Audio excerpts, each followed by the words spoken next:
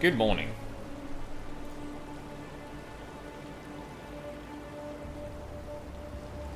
A little later than I expected because I had a little bit of an internet hiccup, so I'm really hoping that that settles down.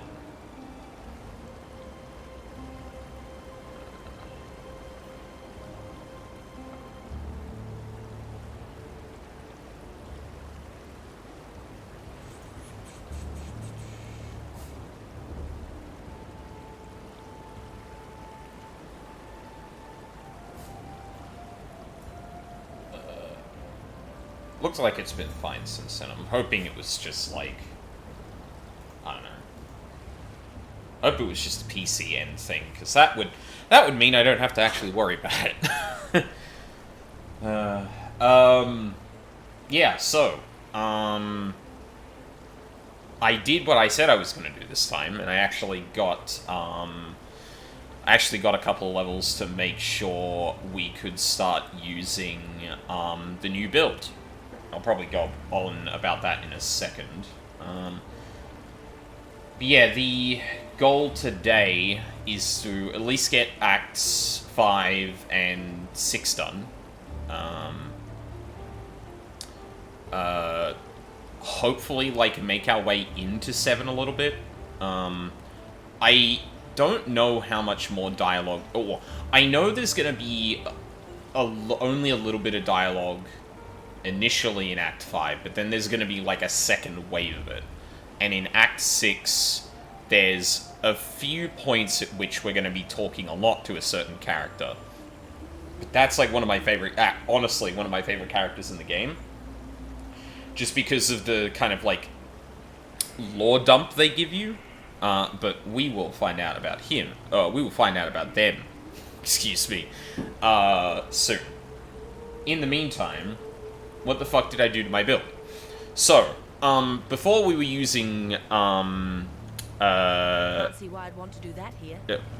Sorry, girl, I didn't realize. I have this habit of, like, right-clicking, if I'm just resting my hand on my mouse, if I'm, like, moving it around. Like, sometimes if I get kind of, like, into something, I might accidentally do that. Gotta get better at not doing that. So, before... Whoop, that's the wrong thing. There we go. So before we were using a bow, and we were using 2 abilities. We were using Scourge Arrow, which is the thing I was charging up and shooting, and then it just shoots out a whole bunch of poison darts. And the other one was Toxic Rain, which shoots something up into the air, lands on the ground, it's pods, they all attach to enemies, deal damage over time, and then they explode and hit everything. And the whole thing I wanted to get to was, well, that was just kind of like the appetizer and the setup to what I wanted to do here. And I don't know if I played this on stream before. I don't think I have. But it's probably and it's not fully there yet, because there's another component to it that I can't get until I'm, like, level 68, I think it is, so definitely not this stream. But it's probably one of the more complicated builds I've done. And, you know, didn't design that myself. That's entirely on Joseph, who is a kind of legend in PoE in terms of finding shit to... Actually, I should have put that away. God damn it. Still need that. Sure, we'll take level 6.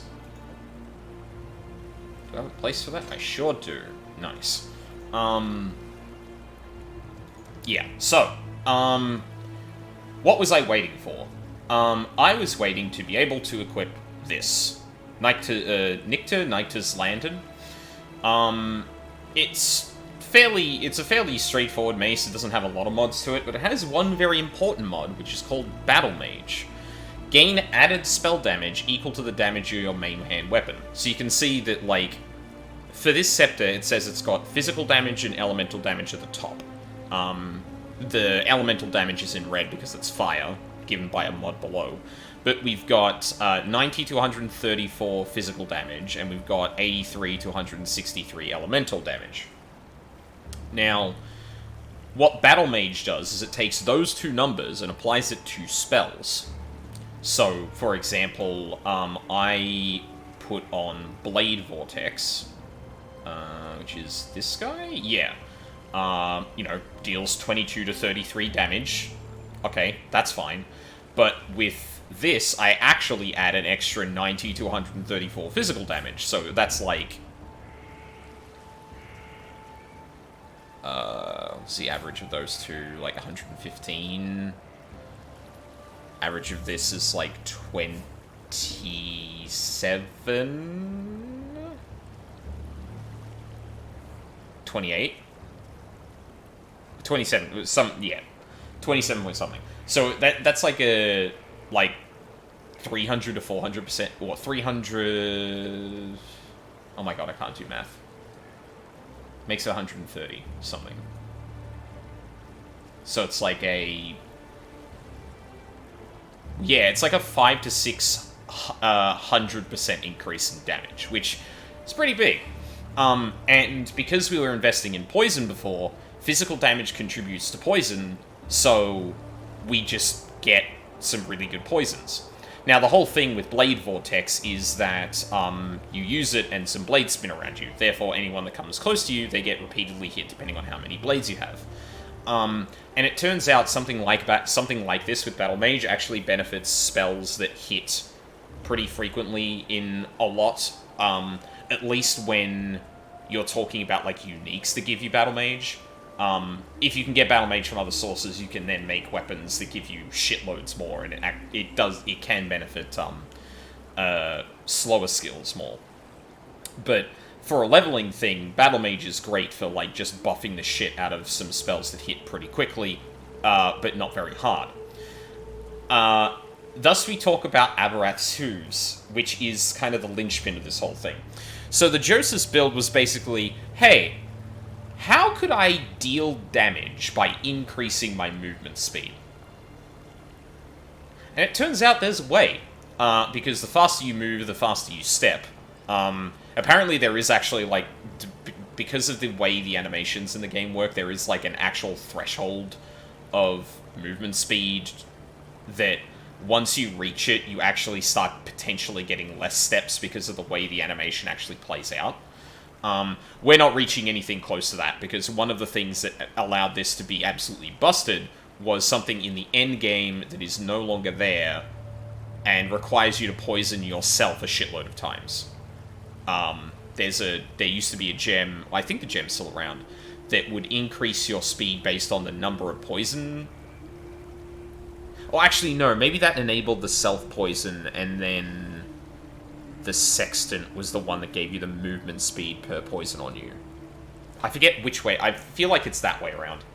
Either way, the supercharged way to do this is not gone. But for me, who doesn't actually want to do shitloads and who just wants to rip maps, this is perfectly fine. So it gives us Aberrath's Fury. So every time we take a step, and, we'll go into an area to do this. Every time we take a step, a spell gets cast for free that deals damage. Because we got Battle Mage, that spell receives all of that physical damage. The base damage of Aberrath's Fury is generally very low. So if we look at you...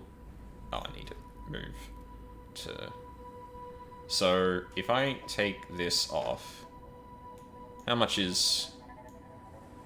Where'd it go? There it is. So it's dealing 21 to 32 fire damage and 3 chaos damage. It's not much. We put that on.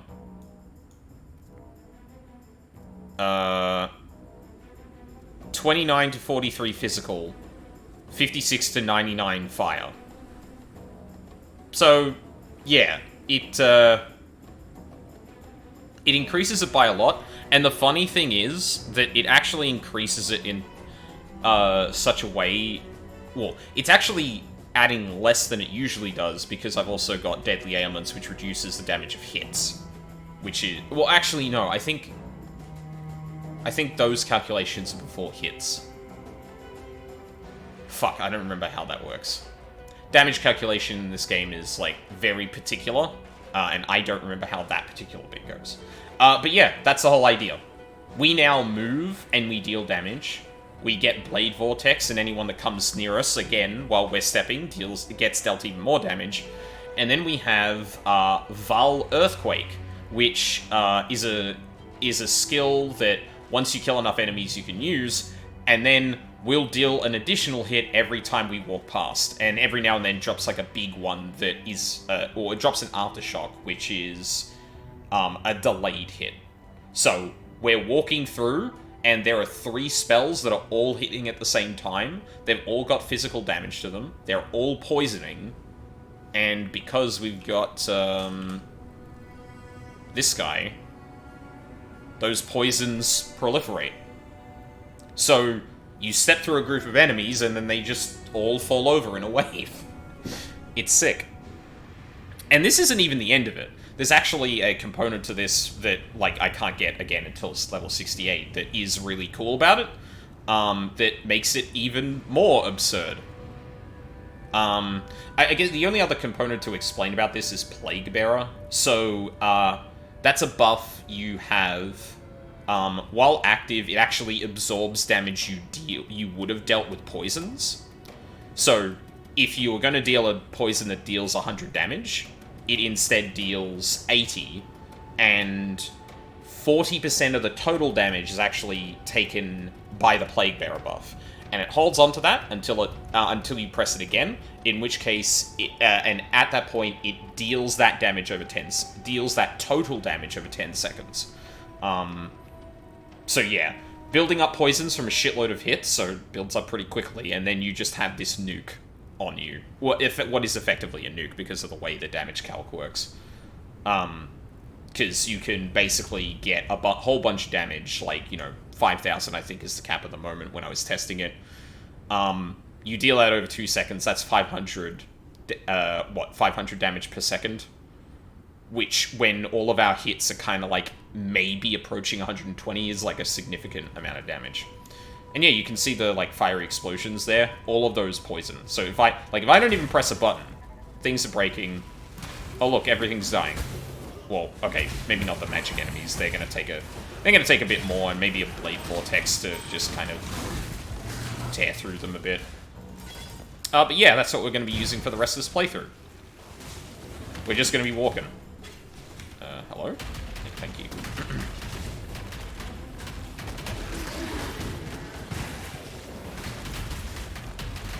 See, it's pretty good. Pretty good in my opinion. Obviously this is a campaign, so like, things can get a bit spicier in the end game, but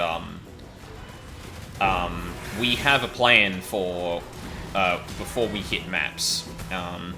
And it's the reason I don't actually use it. I wouldn't recommend using this as a starter. In endgame, this particular build requires a weapon that is basically from endgame content. So to get to do endgame content, you have to have done endgame content. I usually do this as like a second build, which is why I chose it for this, because I think it's fun, and I never get to play it on stream otherwise. Where are we at with our... Oh, you know what? I should actually refund some of this stuff, because I can get rid of you guys for sure. And then get up to here, where we can get this stuff, where we'll really be cooking. And then we can get some more consistent poison shit going. I don't remember where I go from here after this. I'm gonna have to pull up the fucking character passive tree from my test run, because I honestly don't remember where you go from here. But yeah. Anyway, enough about builds. We're here for fucking lore and story. So we arrive like the Terminator, as you do. Hi, friend. Oh, I think he wants us dead. Unsurprising, we just, So, yeah, now we're in Oriath. And as you can see, things are not good. Some shit is going down. We'll find out what once we get to our first free space, but until then, we just stroll through with some blades running around us, and we're all good. No need to worry about anything. Well, except being body blocked.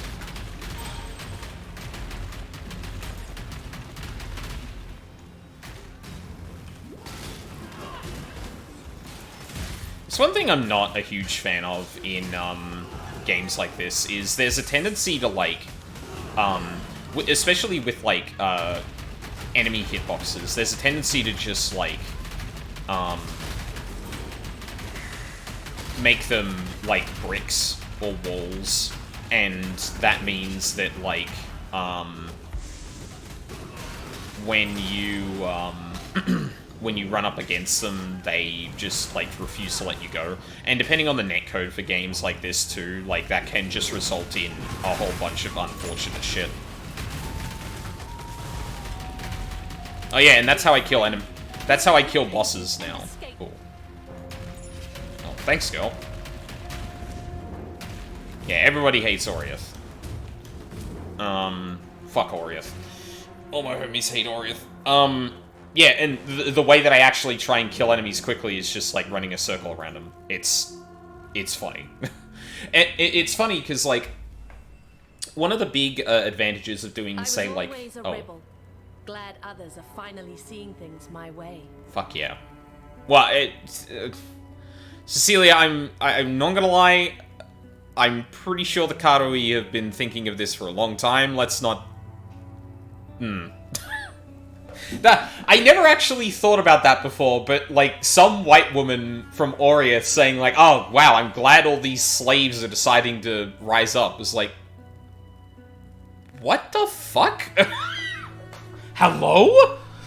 Oh god, what was I gonna say? Running around killing enemies. Oh,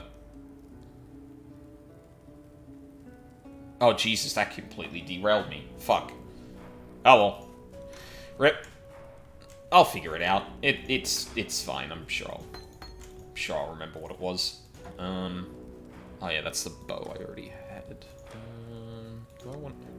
Do I even want to keep that? I'll keep it around just in case. If I do need to, in fact, re-roll it.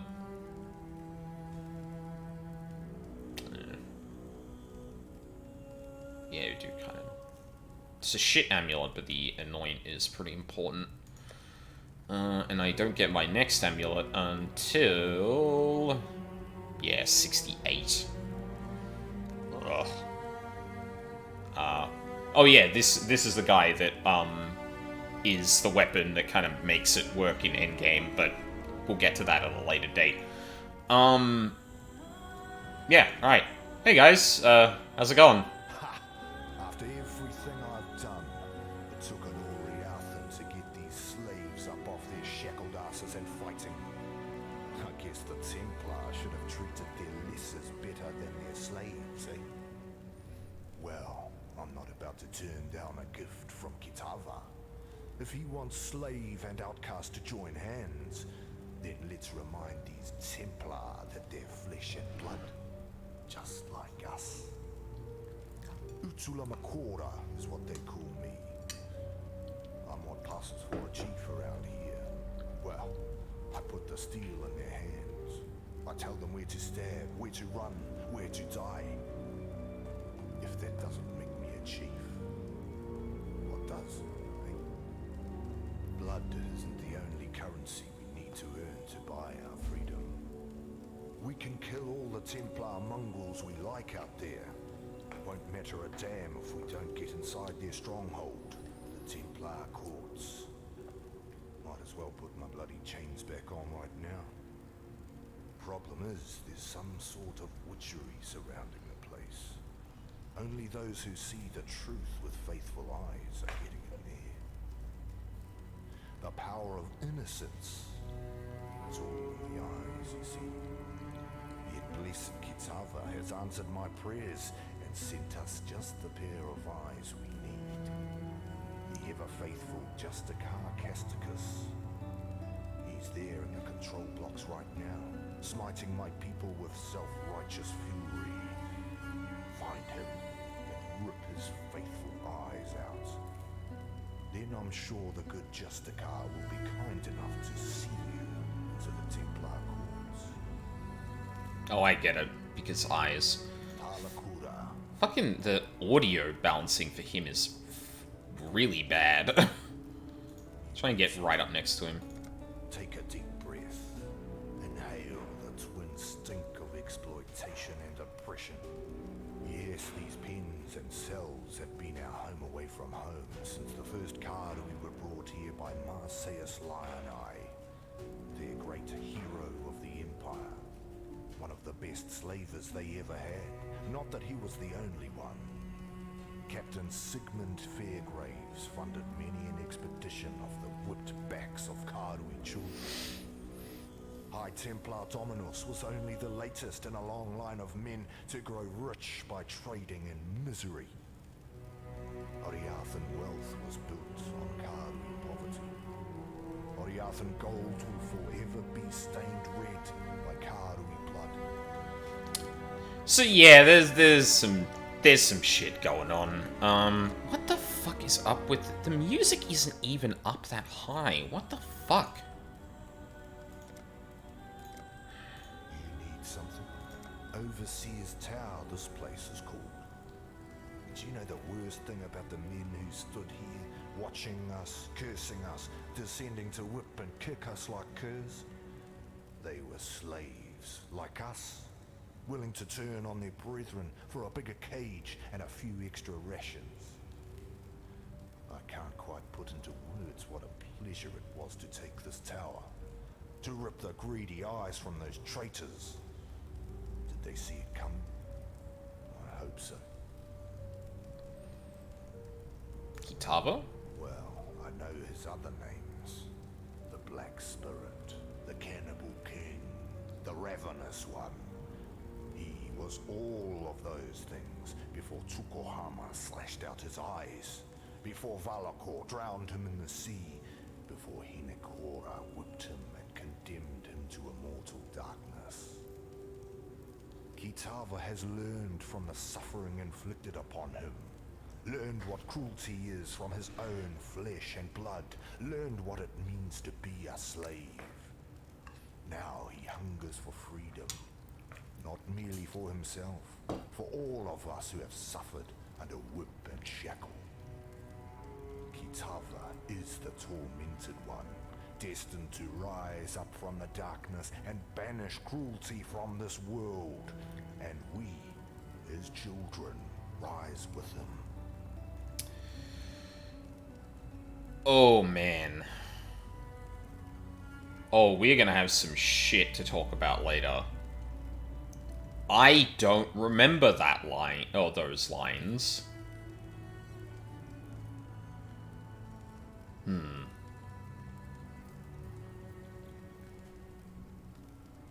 Okay, let's keep going. Red Eyes. He's been quiet for a long time, just like Kitava and Tsukuhama, all of the old gods. Now innocence has woken up, and with him, power like I've never seen the Templar wield before. Huh. It's alright though. We slaves, we've got our own god looking out for us now. I can see him in the eyes of my brothers and sisters, smell him in the blood we've spilled, hear his call in the screams of the fallen. I don't rightly know where the gods have been or what's brought them crawling back, nor do I really care. All I need to know, my friend, is that we're not alone anymore. The gods are back. Interesting. I wonder what brought that on. There's two parts to the Templar. The grim face and the spotty ass. Out front, you've got the Templar courts. Usually the last place our Hatungor see if they're stupid enough to preach their craft within a Templar's hearing. Oriath's woodmongers must do a roaring trade with that place. When the wind blows right, you can even smell the aroma of barbecue blasphemer from here. The arse end, that's the Chamber of Innocence. It's where the real earnest believing gets done. Where the young Templar go to pay their respects to God Almighty and get the good sense baptized out of their heads. I've not seen the inside of the chamber myself, but you can feel it from over a block away. Like there's an eye in your gut, peering through your insides, looking for even the tiniest stain of sin. I tell you, sane people go in one end of that place, ash and apostles come out the other. Watch yourself in there. Interesting that sin was capitalized. High Templar Avarius. With Dominus away in Rayclast, someone had to keep the wheels of oppression turning. Avarius was only too happy to take the job. It had plenty of practice already, of course. It was Avarius who led some of the largest and most crippling raids upon the Ngāmakanui and the Ngākura McCoy. It was on his orders that men, women and children were shackled and shipped like cattle to Theopolis. And it was Avarius who spent 5,000 Karui lives building his Templar court and his Chamber of Innocence. Who had wives and daughters scrub their husbands' and fathers' blood from the stones so as to preserve their purity. When you meet Avarius, feel free to exact a little extra vengeance in the name of Karui's suffering. So yeah, Oriath, not a great place, built on slaves, big theocracy, although their god is real, so that's something to note. Or, all the gods are back, which is an interesting phrasing. I don't think there's been a little bit of mentions of, like, the Karui gods, so, like, Tukohama comes up a fair bit, from what Calm spoke about. But at least from Calm's, descriptions and stuff like that, it sounded like it was far more... Well, it's far more likely that it wasn't Tukohama, but rather the beast, like, unconsciously showing Calm what he wanted to see. Beyond that, I think there's been mention of someone like Ralakesh, that is an Asmerian god.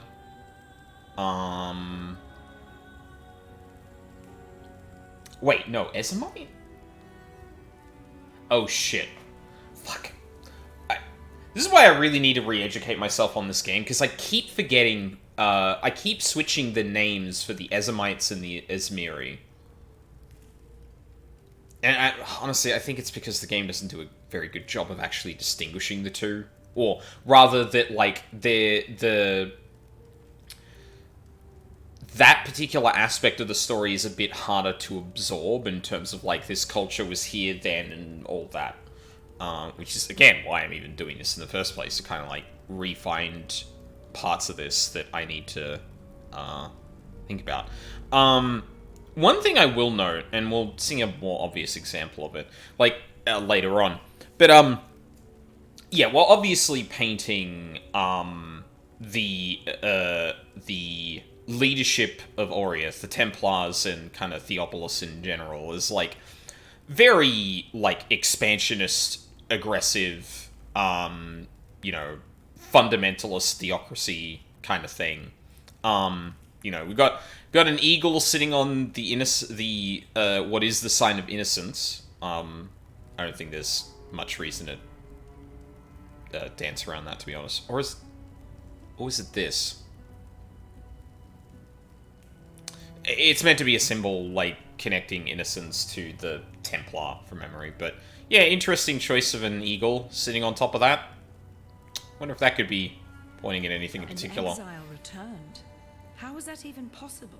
Thaumaturgy. Rising out of the darkness to claim the souls of our enemies, like Hinekora in the stories my mother used to tell me. Well, your divine intervention gave us just the diversion we needed to take this tower. So if you keep doing things like that, then I might have to start believing in the gods again. And thank you for finishing off that last overseer for us. I don't know what sort of mother could have birthed that land-loving whale, but we were lucky he wasn't here when we took this tower. He'd have spread us across the floor like butter on a piece of bread. Here, take something for helping us in this hopeless fight of ours.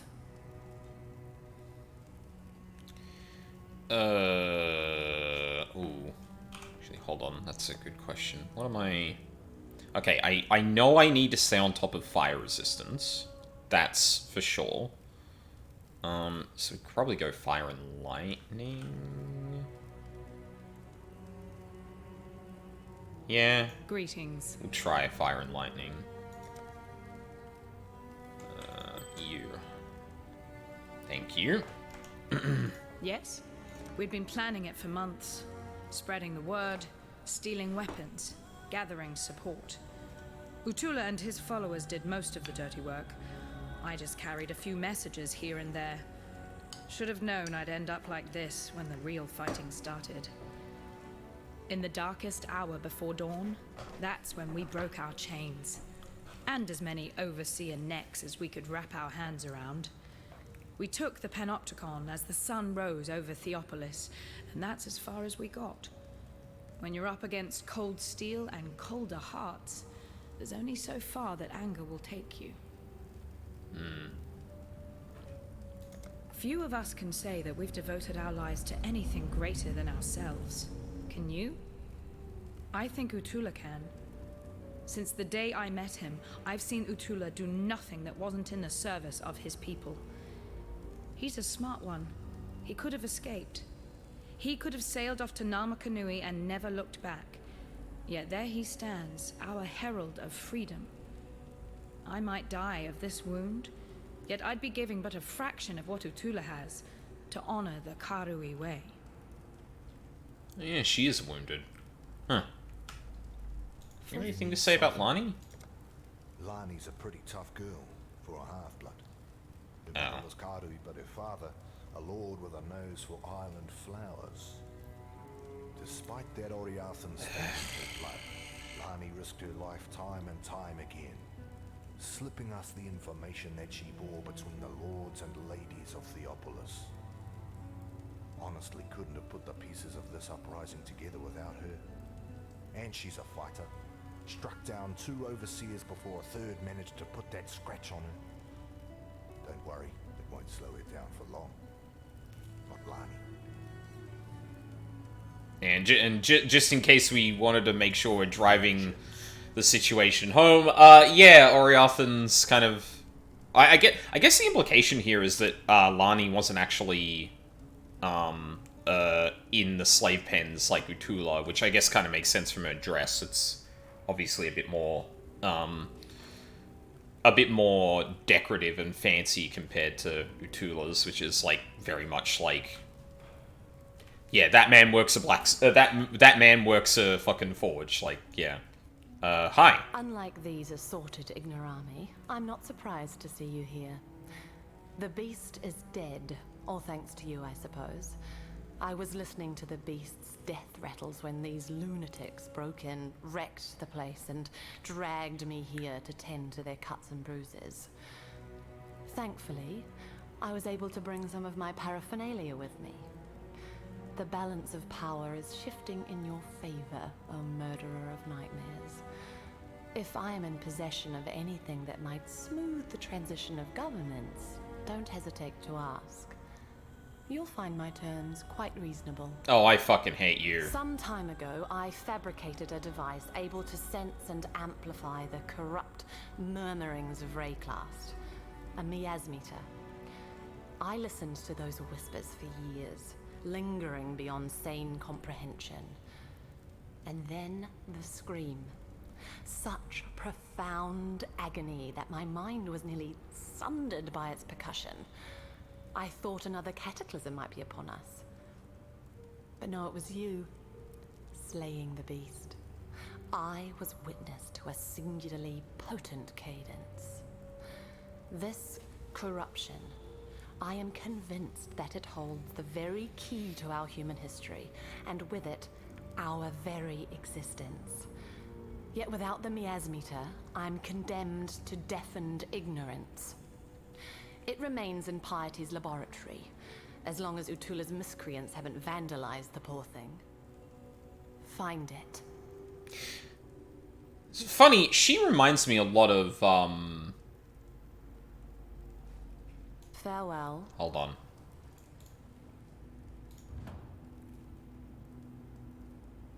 Blight Woman. Cassia. That's it. Sister Cassia. She reminds me a lot of Cassia, just in terms of, yeah, kind of motivations, like fiercely loyal to the Templar and, well, in Valentia's case, like, outwardly fucking racist. Although, I mean, Cassia is also kind of like, looks, kind of gives you the side eye, like, oh, you're helping me? Ugh, okay, I guess that's fine. Like, yeah. You can ask, but you might not like the answer. Yeah, just slimy fuck. In contrast Awesome. to the company she keeps, Lani has quite an astute mind. I put it down to that Oriathan education she's managed somehow to procure. Whilst quelling whatever resistance you might meet in this noble coup of yours, you'd be well advised to look to Lani for counsel. She'd make the finest of advisors, second only to myself, of course.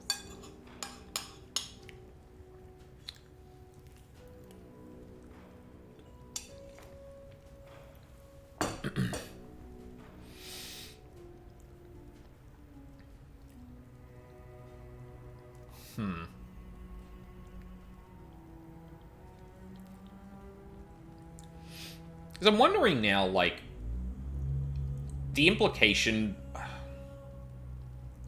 the education she somehow managed to procure. Because, like, on one hand, I could see that, like, oh, yeah, the child of an Oriathan even... half... even, like, half Karui, half Oriathan. That Oriath might, like, take them, because that is a thing that happens. Australia has has a history with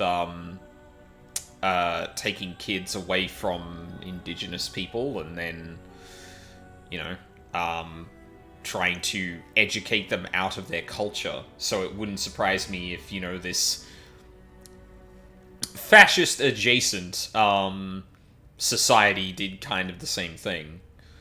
But then again, on the other hand, it could go absolutely the other way. It kind of depends, because there's examples in history of both kids from people from both kind of oppressor and oppressed being taken away to be educated, but then there's also instances of them being even then being considered, you know, far less important. Some time ago, I fabricated a device able to... No, I think he already... Yeah. Utula might appear to conduct himself with honesty and honor, yet has all the telltale signs of a desperate man born of desperate times. As the cornered animal will bite and claw, the cornered man will lie, steal, and murder in the name of survival. It's understandable, and deadly if underestimated. I can't really fault Justicar Casticus, a man committed heart and soul to upholding the law. Of course, law isn't the same thing as justice, and men like Casticus lack the imagination necessary to make that distinction.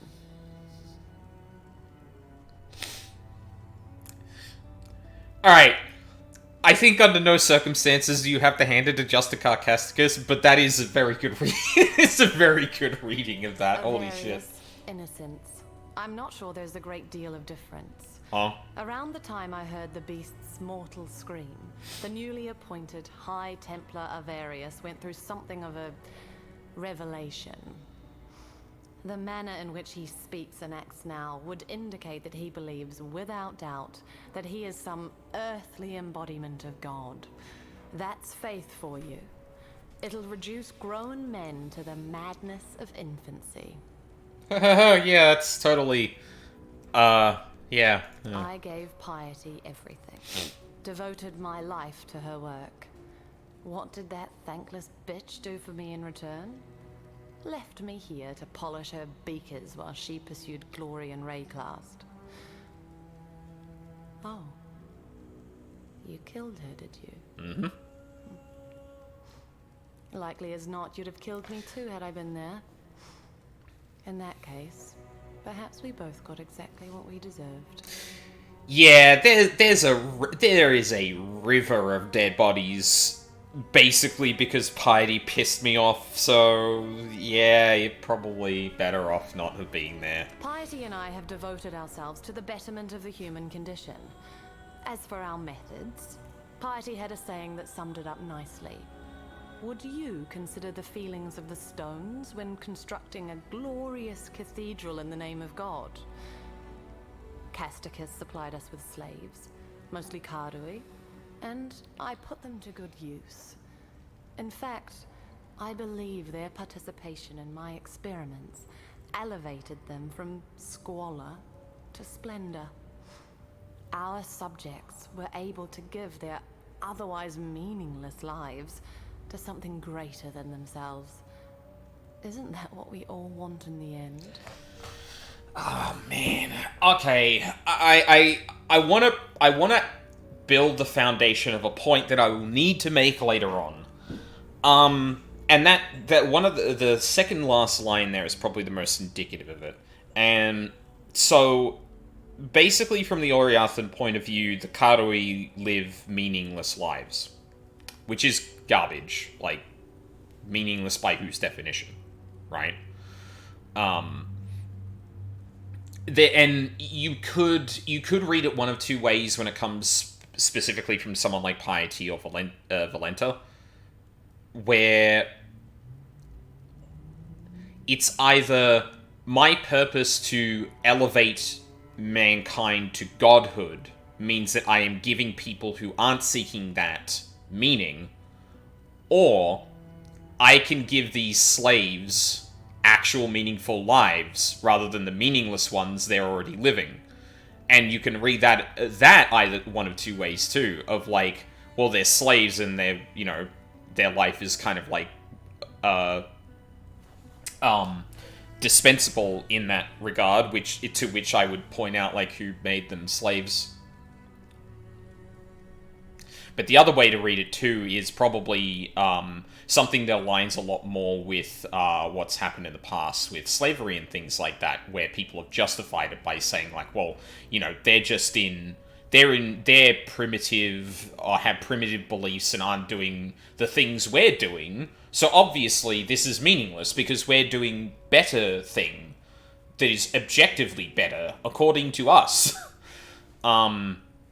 So yeah, it's disgustingly accurate, but I think this is actually going to come back to bite the narrative. Because the thing I know that happens later on, at least from the framing so far, and it would need a very distinct point made to lean away from it, is it's going to lean into perhaps some disrespectful shit regarding the Karui, but Farewell. yeah, we'll get to that soon. Hello. I'd be dead right now if not for Violenta. Or Violenta. I just hope I live long enough to repay her. And how will I do that? By talking Utula out of his inclination to slice Violenta's throat open. As far as I'm concerned, our pasts are as broken as our chains. I think the agreement should be very, very straightforward. Violenta doesn't use any of the words primitive, savage, meaningless lives or anything to refer to the Karui, and Utula doesn't kill her. I think that's fair. Remember. You need something? If it weren't for Lani, I'd have cut that bitch's throat the moment I met her. But Violenta seems to know her medicine, so she gets to live. Until Lani is bitter. The Inviolata will answer for her crimes against us. Yeah, and it is a bit, again, kind of leaning into the thing that I will need to talk about later. There's always a big trap trying to talk about, like, you know, violence against the oppressor isn't actually the way forward, when, like, I mean, it got them here, right? And you can argue about the morality about, like, potentially just, like, you know, ending the life of someone who was, like, that far gone into thinking you are meaningless, right? But at least, like, getting mad at the idea of that person doing that is, like, something else, too. It's like, well, no, it's like, it is understandable, unfortunately. These people have been made slaves, taken away from their lives because of this, theocratic structure, and then this person is just still like, well, your lives are still meaningless. I was giving your lives meaning. Is, like, just so... Actually, on that point, that reminds me of a fucking, old Philosophy Tube video on... Was it Kant? Basically, the idea that, like, a person cannot exist by themselves. They need the recognition of someone else. And not, like, praise of someone else, but, like, recognizing they are a person. And there's an interesting kind of, like, look at, like, oppressor-oppressed. The dynamic that happens there, where, like, the oppressor relies on the oppressed to see them as superior for the oppressor to have the recognition. And that whole discussion about, like, you know, their meaningless lives, you know, they should just die, blah, blah, blah, reminds me of that dynamic a bit. For freedom. Not necessarily saying Path of Exile is getting into some philosophy here, but it reminds me of that, and I think it's done at least a good job of setting up the... Yeah, no, this is probably... This is kind of the stretch we see. We see the Karui who have been slaves, we see some of the people who have been brought into the fold of Oriath, as a result of their parents existing within Oriath, and then you've got the Oriathans themselves. Like, you've got a spectrum of all of this. My problem... no, I'll talk about the problem later, but there's going to be a point at which I feel like the game is going to essentially pick one of these people to have been right, and I don't think I like the answer to that, assuming... just based on the direction we're going already. Anyway, back to the game. Remember when we were running around killing shit? Yeah, there's a lot to swallow initially in this place, but I think, like, as we get... There's not much of a big info dump until about halfway through this bit, in which case at which point there is a big info dump. But we don't need to worry about that just yet.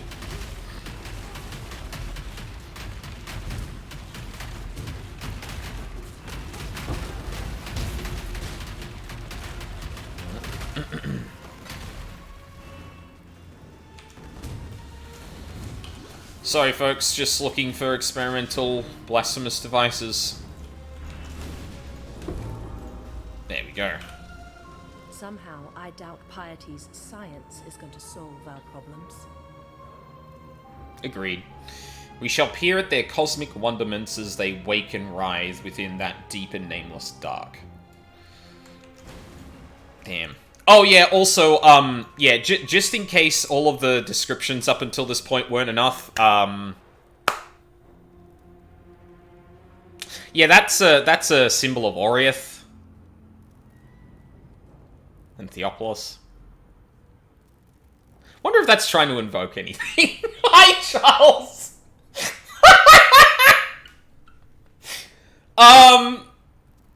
You know, very, very normal things happening here with this, you know, this, black symbol on a white background framed in red. I don't know, that could be anything. What? You're telling me a theocratic, like, fascist expansionist nation was inspired by that? No! seems like the first time someone's talked in the stream, and it's just like, hey, look at this very on-the-nose imagery of this religious organization.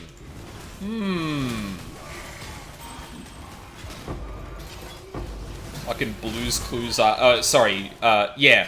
No, yeah, Blue's Clues. Do you see the clue, everyone? As to what this theocracy is meant to be invoking? God.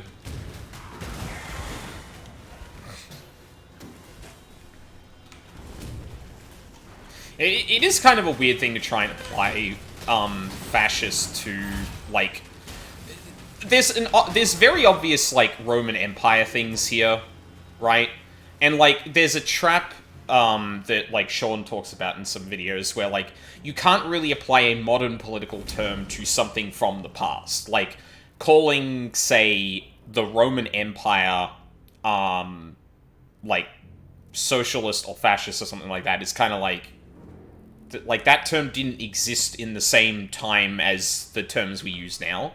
I think in fiction it gets a little bit more, or it's an easier thing to kind of like just use,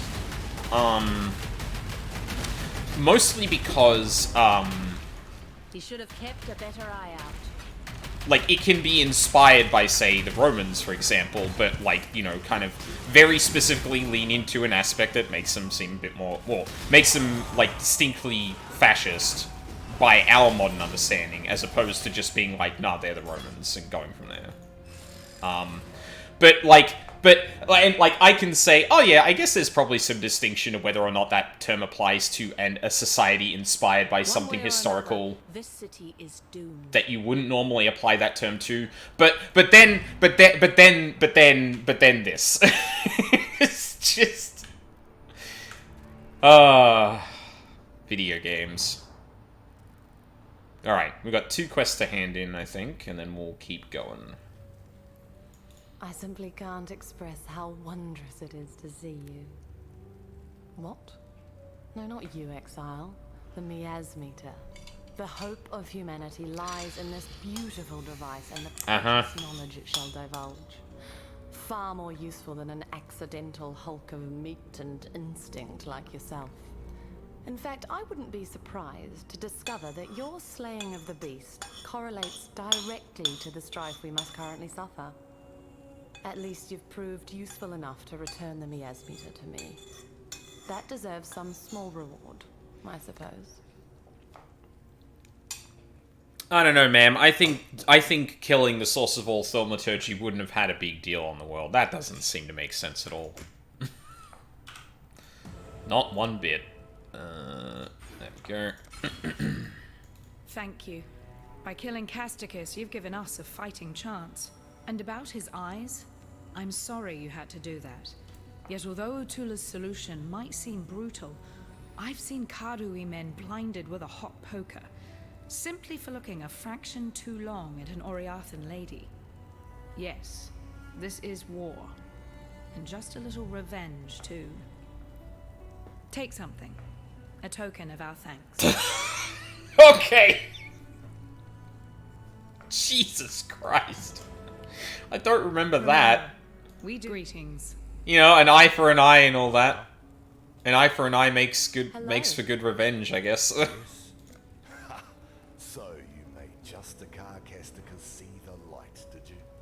Couldn't have happened to a nicer fella. Yet now I've an even more charming chap for you to make the acquaintance of. He's over at the Chamber of Innocence. Okay, wait, stop.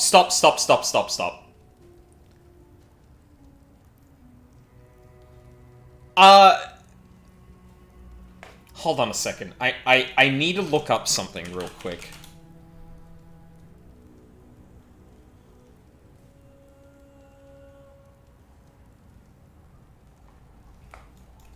Okay.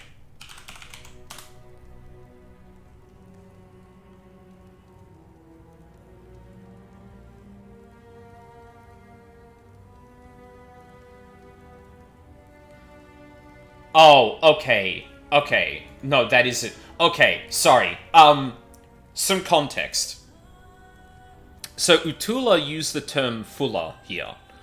Now, I am familiar with that word, but not it used by itself. In Australia, the term blackfuller or blackfella is often used referring to and self-identifiers for Aboriginal people.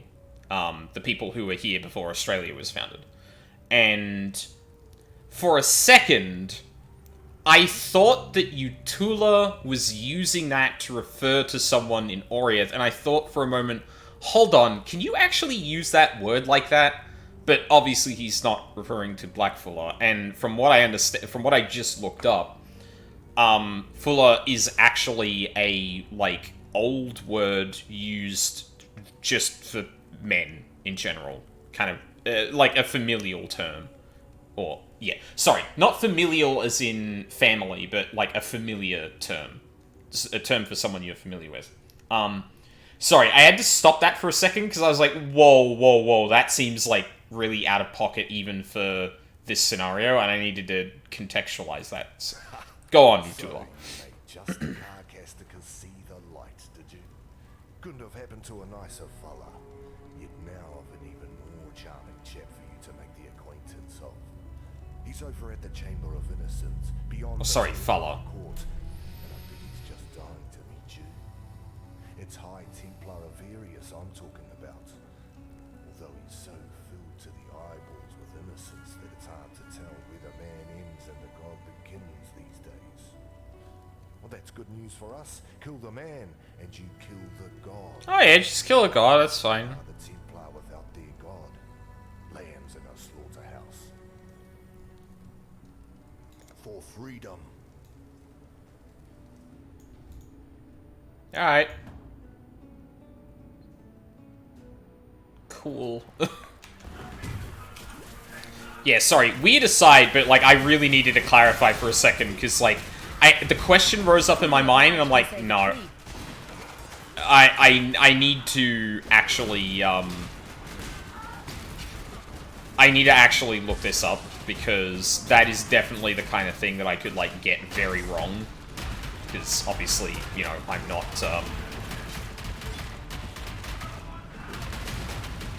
Aboriginal or anything.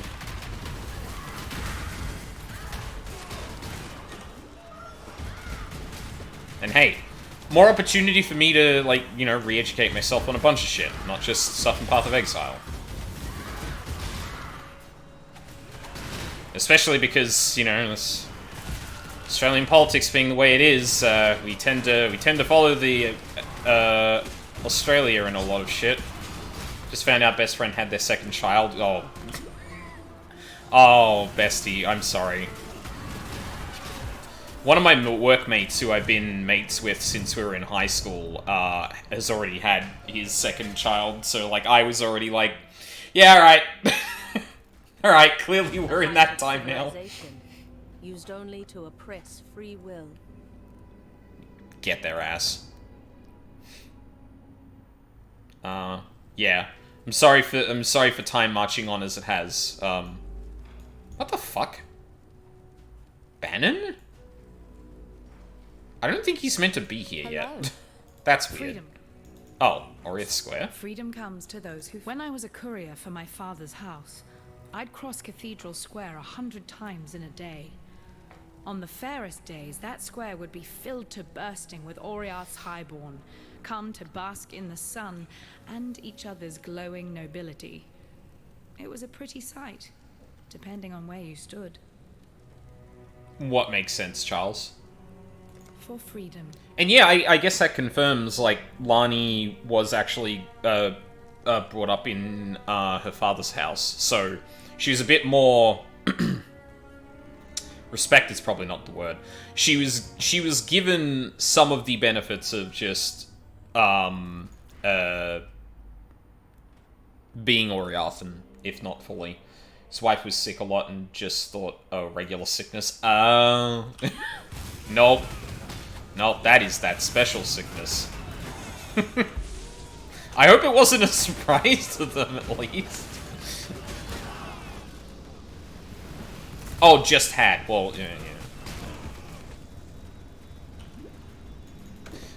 But I imagine you were talking about, like, looking at that from the outside, going like, huh, his wife's been sick for a while. That's kind of weird. Coming up on 9 months now. Wonder what that could be. Well, I guess it doesn't start at 9. It doesn't start the second you get pregnant.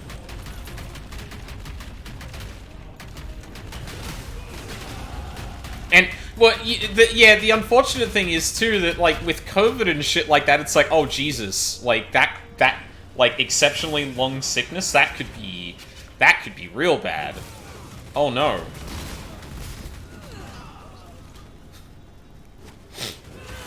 Is it long COVID or pregnancy? That's fucking terrible. I'm sorry.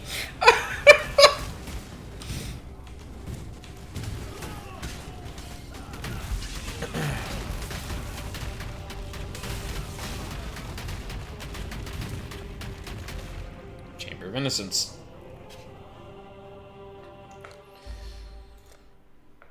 We got another thing. Stained glass and gold. What exquisite lies we tell ourselves. Now here, that's what I was thinking too. I was like, ooh, the corona, but no baby. Yeah. No, completely understandable.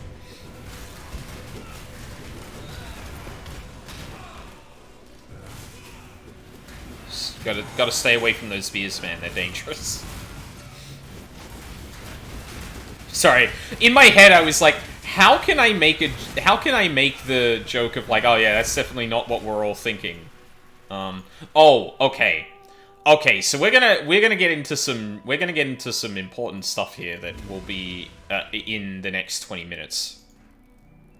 On that day, 2 were born of their mother's womb. Innocence with eyes of red, sin with eyes of clearest blue. Pretty church. Yeah, it would be great if, you know, they didn't do some of the shit they're doing. Also, the red banner with the white and black symbol is an unfortunate choice, too. It's like, oh yeah, here's our pretty church, and then he is swastika too. Oh no! Why?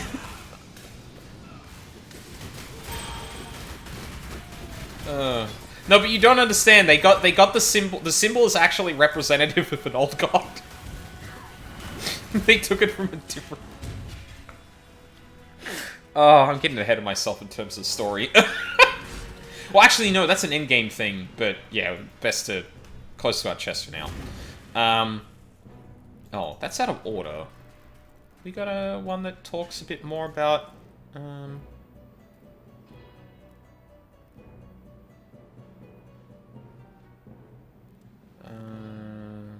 Purification. Okay, that's not. So this was the first one, telling of their birth. Alright. This may take a minute, but I'm gonna try and find all of them. Triumph of Innocence.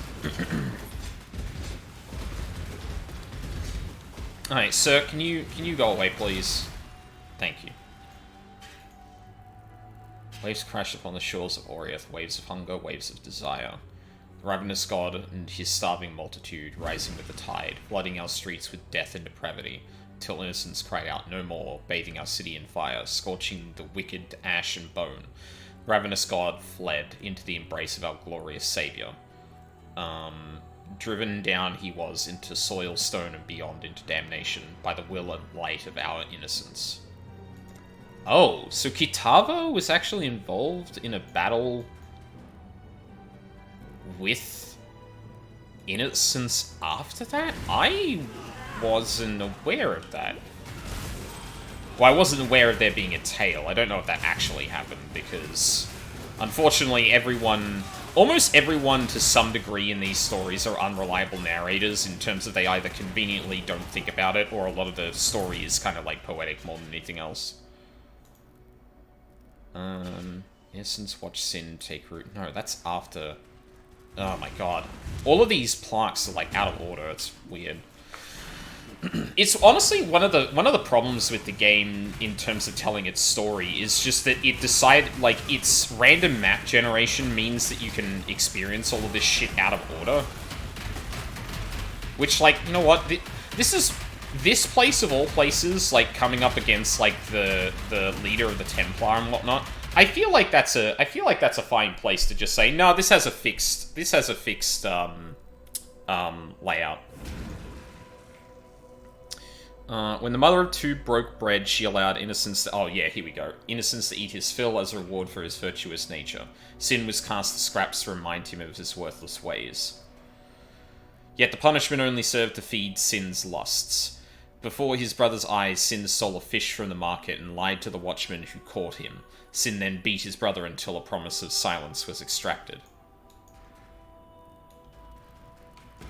Yeah.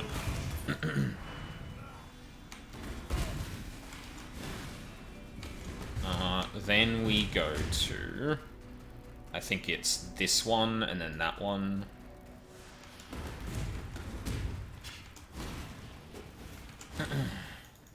Yeah. Innocence could not keep a promise made in fear. He bore witness and testimony to the mother of two, and it was decided between mother and son that Sin was beyond rule and redemption, that only purification could cleanse his burgeoning corruption.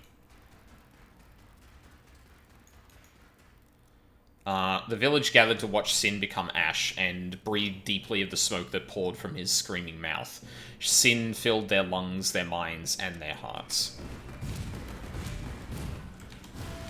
Then, I think it's this one. No, that's Kitava.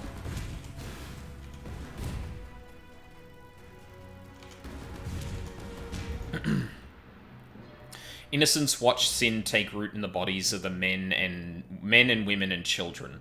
He witnessed them turn on each other, first with words, then with fists.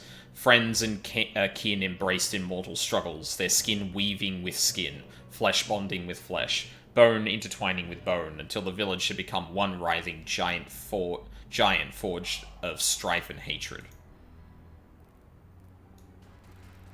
I wonder if there's some connection between, like, that figure described there and Kitava. I didn't think there used to be. Now I'm not so sure.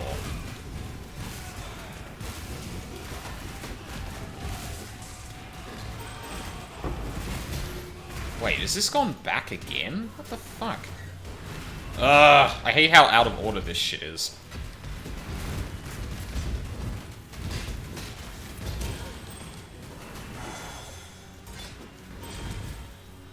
Thank you. Innocence lived with an honest... yeah, so this is second in the sequence. Innocence lived with an honest and pure heart, never straying from his mother's word. Sin filled his heart with lies and indulgence, and deafened his ears to his mother's pleas.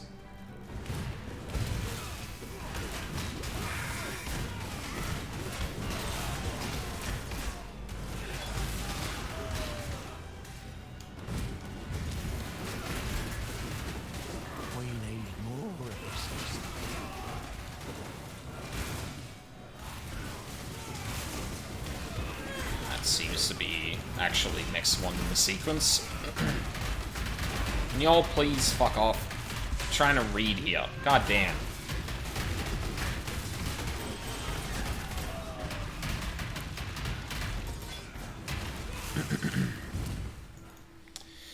As the Titan of Sin rose to its many feet, Innocence knew that the village was lost.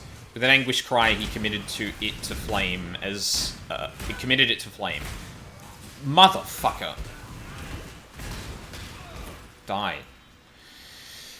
As this Titan of Sin rose to its many feet, Innocence knew that the village was lost. With an anguished cry, he committed it to flame. As town and Titan burned, the sky turned black with the ash of sin.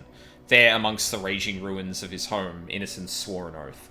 No matter where the ashes of sin fell, his purifying flames would rise to meet them. So yeah, that's like the kind of religious telling, or the religious tale of Innocence. We'll get into some of the details of that later on. But the important thing is to realize is, like, this is kind of the basis for the faith of the High Templar. They believe that sin has taken root in humanity as a whole, and it's their imperative to root it out as innocence did. And yeah, pretty shit philosophy, if I'm gonna be honest.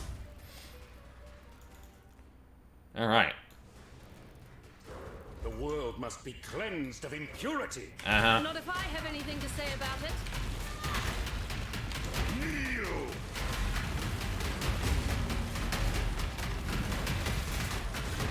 I am. You are... I think a line got cut off there. Jesus. I've never seen that before.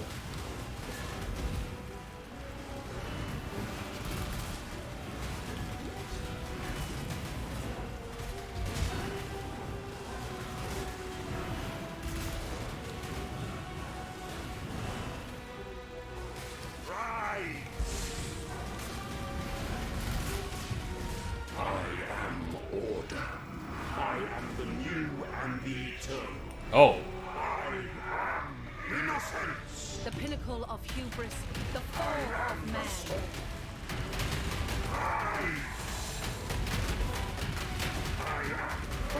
Oh. Ugh.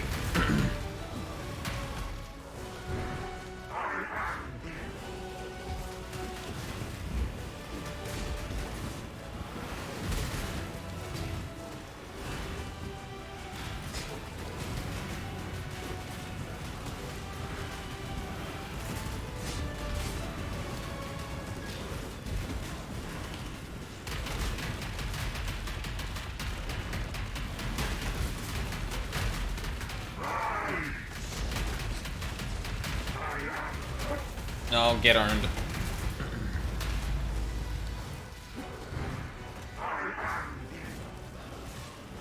Oh, that's what I was going to talk about when I got to the Watchtower for the first time. I just remembered what it was. So, yeah, like, it's funny because for damage over time builds, generally, the benefit of that is you can move around however much you want.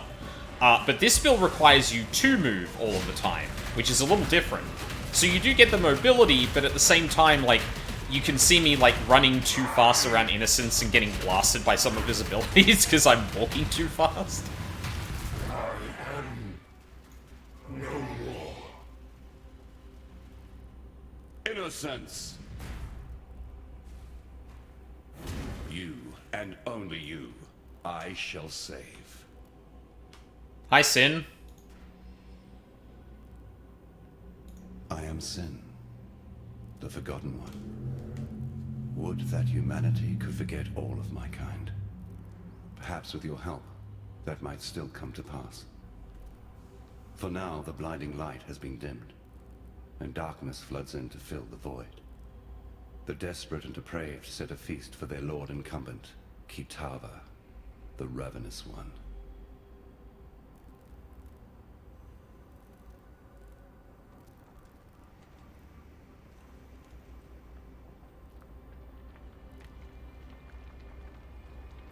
Oh. Oh, that seems bad. Deep in the Templar's ossuary, in the company of the dead, there lies the sign of purity. Innocence bled himself for the creation of that cruel and desperate weapon. Tempered in his own ruby ichor, it was forged to be a transcendent tool of punishment and purification. The sign is a living agent of righteousness, or at least the dubious kind of righteousness that my brother subscribes to. Innocence found in the first High Templar a most faithful servant, and gifted the sign to him so that it might be used in times of great need. The great need of Innocence believers, that is. Humanity's general well-being has never been of particular concern to my brother. Yep. Though I am a god, I have not forgotten my humanity. I care for that which I once was. Kitava remembers nothing and cares for nothing but his own hunger and greed. He is an endless pit of gnashing teeth and churning guts. while other gods rise on the mainland and fight for the meager scraps of what was. Kitava has the most fecund and formidable civilization of his age at his disposal. He can feed when he likes, and he grows ever stronger with each morsel. All of Oriath shall soon belong to Kitava, and if that happens, he will rise beyond even our reach. Oh no. He lives, after a fashion. That pretentious little vessel of his served only to encourage his divine follies.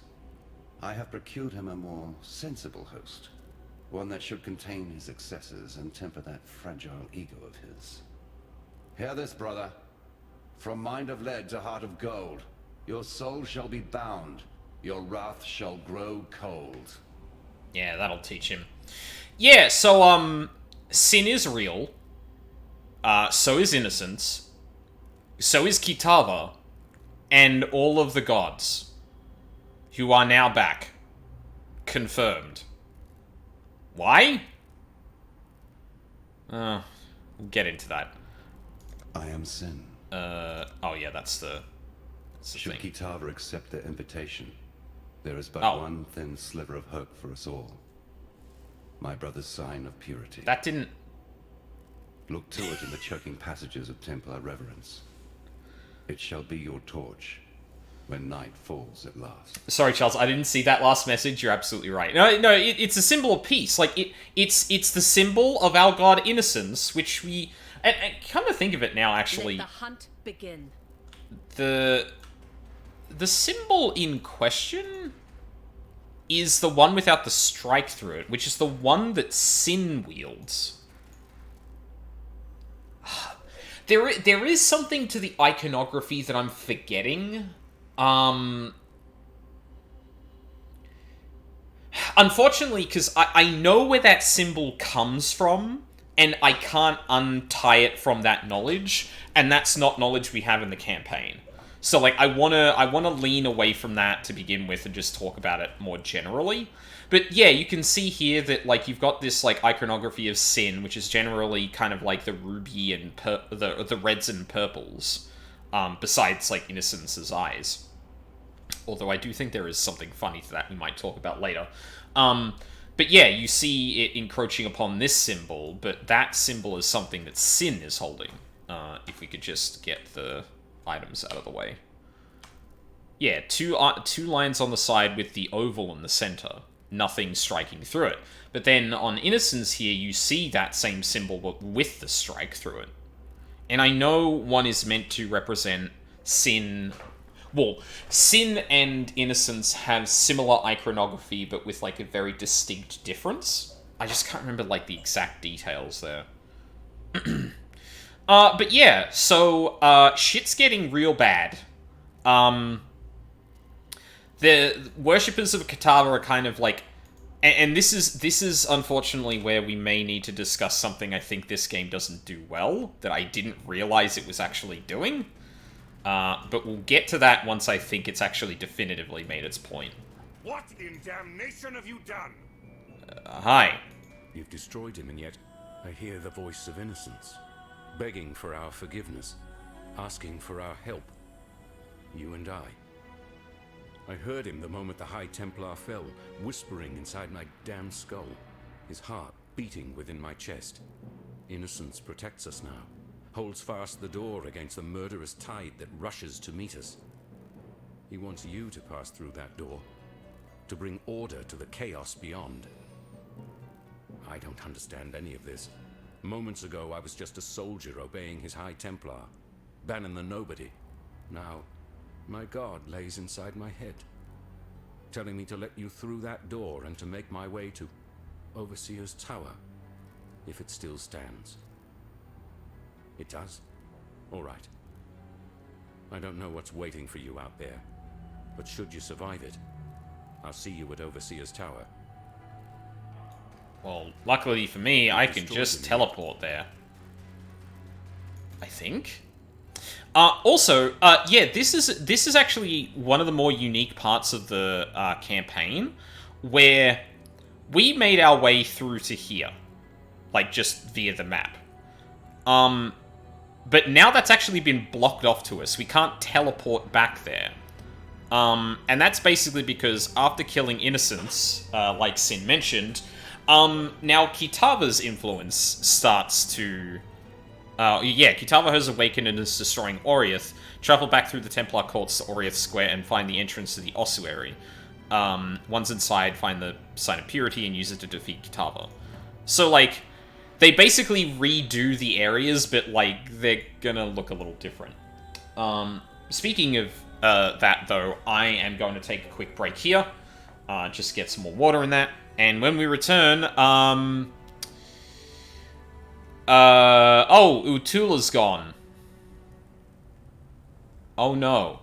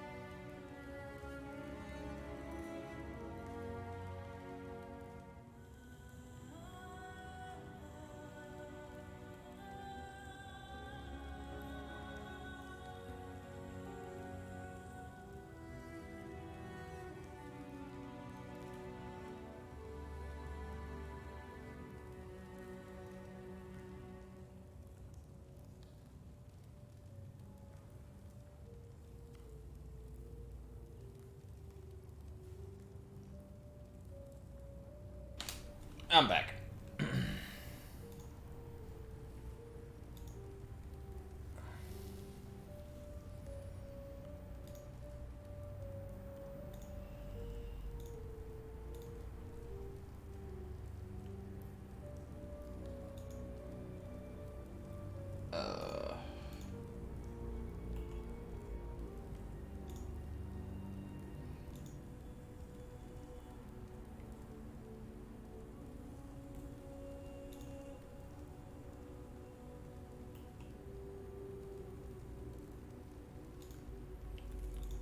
Alright.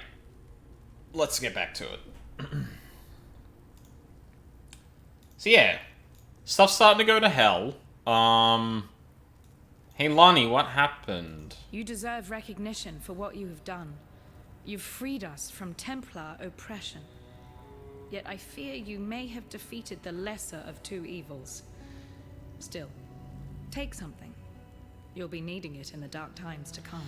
Oh god, we really are doing this, aren't we? Once Kitava has gobbled up every scrap of Oriathan flesh, sucked every Oriathan bone dry of marrow, he'll turn his endless hunger to Namakanui and the whole Karui archipelago. As you know, the Karui will fight, and they'll fight hard, but they're going to need all the help they can get. And I know of 3 treasures that might just make the difference. They were taken when the Templar raided Namakanui. A whip woven of Hinekora's hair. A tooth that Tukohama ripped from his own mouth. A fishhook that was once the jawbone of Valakor. Together, they're known as Kitava's torments, and lie within the reliquary that borders Oriath Square. I saw them with my own eyes when delivering messages to the scholars there. Please, go to the reliquary and claim those treasures before Kitava's children do. I can't yet begin to unpick the lies that Utula has told us, but this piece of truth I do have.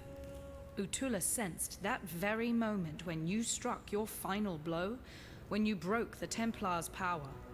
He turned to me and told me this. Now our king comes to us. He'll be hungry, so very hungry. I shall prepare him a feast. Then he gathered his followers and left. Where's he gone? Oriath Square. You won't need directions. Just follow the screams.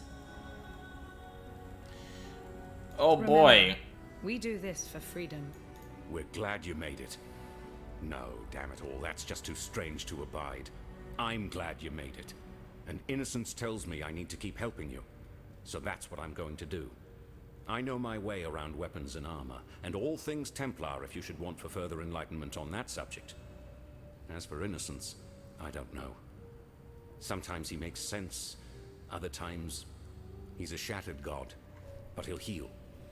I'll make sure of that. Lani's told me a little about Utula and his cult of Kitava.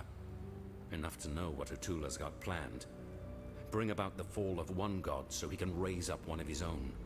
And this Kitava, from what fragments I can piece together from innocence, he's not the benevolent kind. Please, find Utula and stop him. I'm not saying this because I want to put innocence back on his divine throne. I'm saying this because Oriath is my home. It's made some mistakes, but it doesn't deserve the fate that Utula has in mind. I don't know, man. It's pretty fucking bad. Like, okay, maybe this is the best time to talk about this now. So, we're definitely kind of falling on the side of like, oh, but the Karui even invoked something even worse to stop the things from happening, and like, here's the thing. Kitava in the Karui's pantheon is not a good god.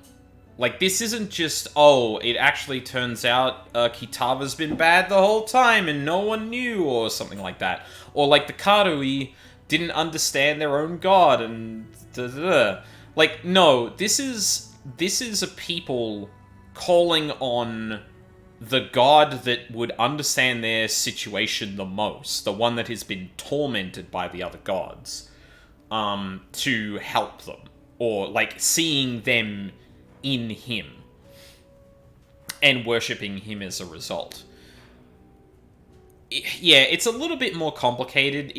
But like without any further kind of discussion on the fact, and I guess like the fact that like Lani says stuff about Utula's lies, like he was clearly preparing for this moment rather than like wanting to,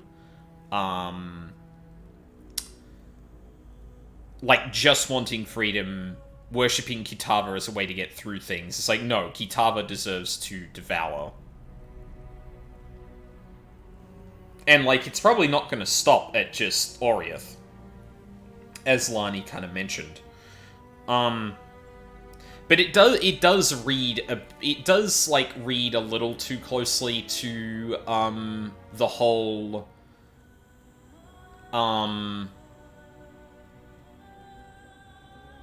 and I think especially Lani's line about, you might have killed the lesser of two evils, like Innocent, like Innocence wasn't, like, purging, like, trying to purge the sin out of humanity and, like, you know, having essentially an authoritarian theocratic nation made in his name. Like, I know Innocence isn't out here literally killing everyone, but, like, bro, like, yeah, I guess, especially given, you know, current climate as well, I find these kind of stories where it turns out that the oppressed's plan backfires on them, or they invoke something even worse and stuff like that, like, a little tasteless when it doesn't acknowledge, like, the desperation and angle and all that.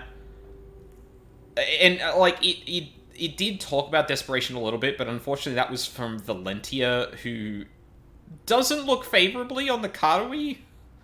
Like, I don't know. I'm fascinated by, like, I think the biggest thing from, like, the metaphysical and pantheistic, or the pantheon perspective of this, is that even to the Karui, Kitava is not a good god. Like, Kitava's not the devil equivalent, but he's definitely, like, a bad god, like, not a benevolent god. Mindless desire and gluttony. For the sake of it, not, you know, pleasure or anything like that. And in that sense, like, you could probably see, like, oh yeah, they probably should have taken it as a warning sign that he was so into Kitava specifically. I don't know. I'd have to sit with it a while longer, because it's not as bad as I thought it was going to, and especially from the cosmological standpoint, like it should have probably been a red flag that it was Kitava that Utula was so into, but like, yeah, there's that unfortunate overlap where I don't think enough characters are like, I mean, yeah, we all wanted to get out, but like we like, this person is summoning a god that will devour everyone, not just Oriath. Like, even if I think Oriath deserves this, like, that's far beyond the pale. Like, no one, it's not, no one is going to say that. It feels just very much like, wow, Utula did a bad thing. It's like, kind of reductive. I'm having a little trouble explaining it myself. I've never been the most devout of men, especially for a Templar, more of a soldier than a believer. But now, Innocence himself rests within me. His voice is weak, barely a whisper, yet still he has the power to keep us safe from Kitava's hunger. At least for now. For my part, I'm simply grateful. Grateful that I have a god watching my back, and grateful that he's given me the power to watch others in return. For a long time now, I thought my god's intentions were being twisted by his supposed servants. Did I speak up? No. The pyre would have been my only answer. I did what I was told and drew the lines of morality where I could. Now I understand the truth. It wasn't Innocence's intention being twisted. It was Innocence himself, perverted by the selfish convictions of the men and women who worshipped him. A god answers to the believer, as the believer answers to their god. The sign of purity. Let's see. A staff, bathed in innocent blood. No. Sorry, bathed in the blood of innocence. Yes, Innocence gave a part of his divine self to the thing, and gifted it to the Templar. Now that I recall, I read a tome about it when I was a cadet.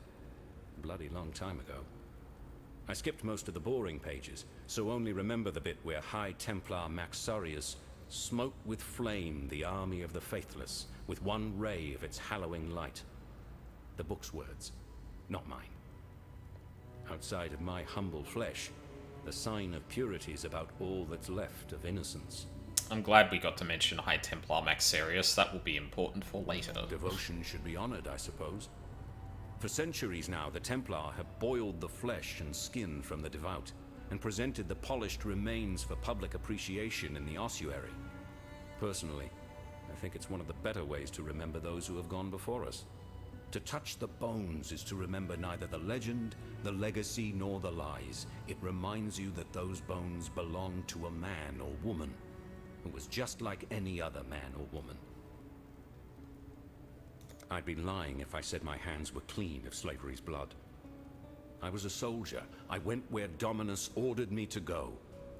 I sailed with the expedition to Ngamakanui, killed Karui warriors, and rounded up Karui captives like every other bastard in a Templar uniform. So I don't blame Lonnie for wanting to take back her freedom, and I don't blame her for believing Utula's lies either. I certainly swallowed enough of Dominus's falsities to sicken my soul. It's what we do now that matters. I can see that Lonnie's heart is in the right place, and for once in my damned life, so is mine. To be perfectly honest with you, I don't trust her. Yeah, I've got my reasons. Piety kept her work pretty quiet, but her results were brutally clear. The people she took, the people she changed. Slaves mostly, and a few enemies of God. Enemies of bloody Dominus, more like it. I don't go in for black and white definitions of good and evil, but with piety in her ilk, I make an exception. Whatever's lurking inside Violenta, it ain't good. Not by a long shot. Innocence forgives you. I will say about the voice acting is not, like, spectacular. There's a lot to be desired of, like, tempo and delivery there. But it's also not the worst. Ultimately.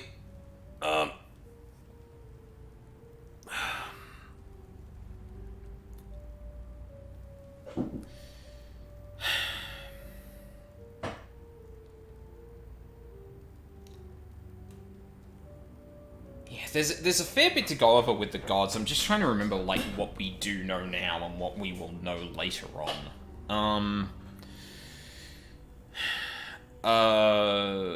So Innocence did mention that that he remembers where he came from, unlike a lot of the other gods. And it seems to indicate that the gods used to be men. Oh, yeah, right. Which, you know, given what the gods are now, is kind of an interesting thing to that. And yeah, now is the first step toward healing. Well, I mean, you're not wrong, girl, but also...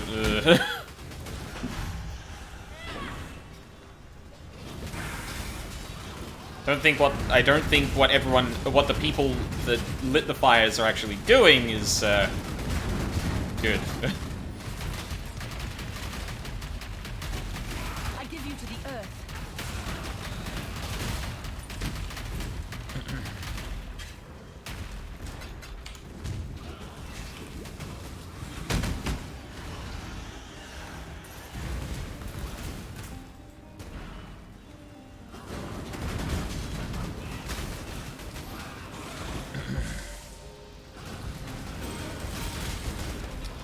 But yeah, there was also a bit in there about the gods being shaped by their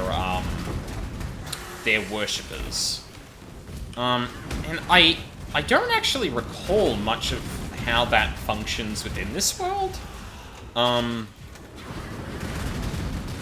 like, I know, like, and it's impossible to kind of tell because the stories that are told about the gods are basically the beliefs of the people that believe in those gods.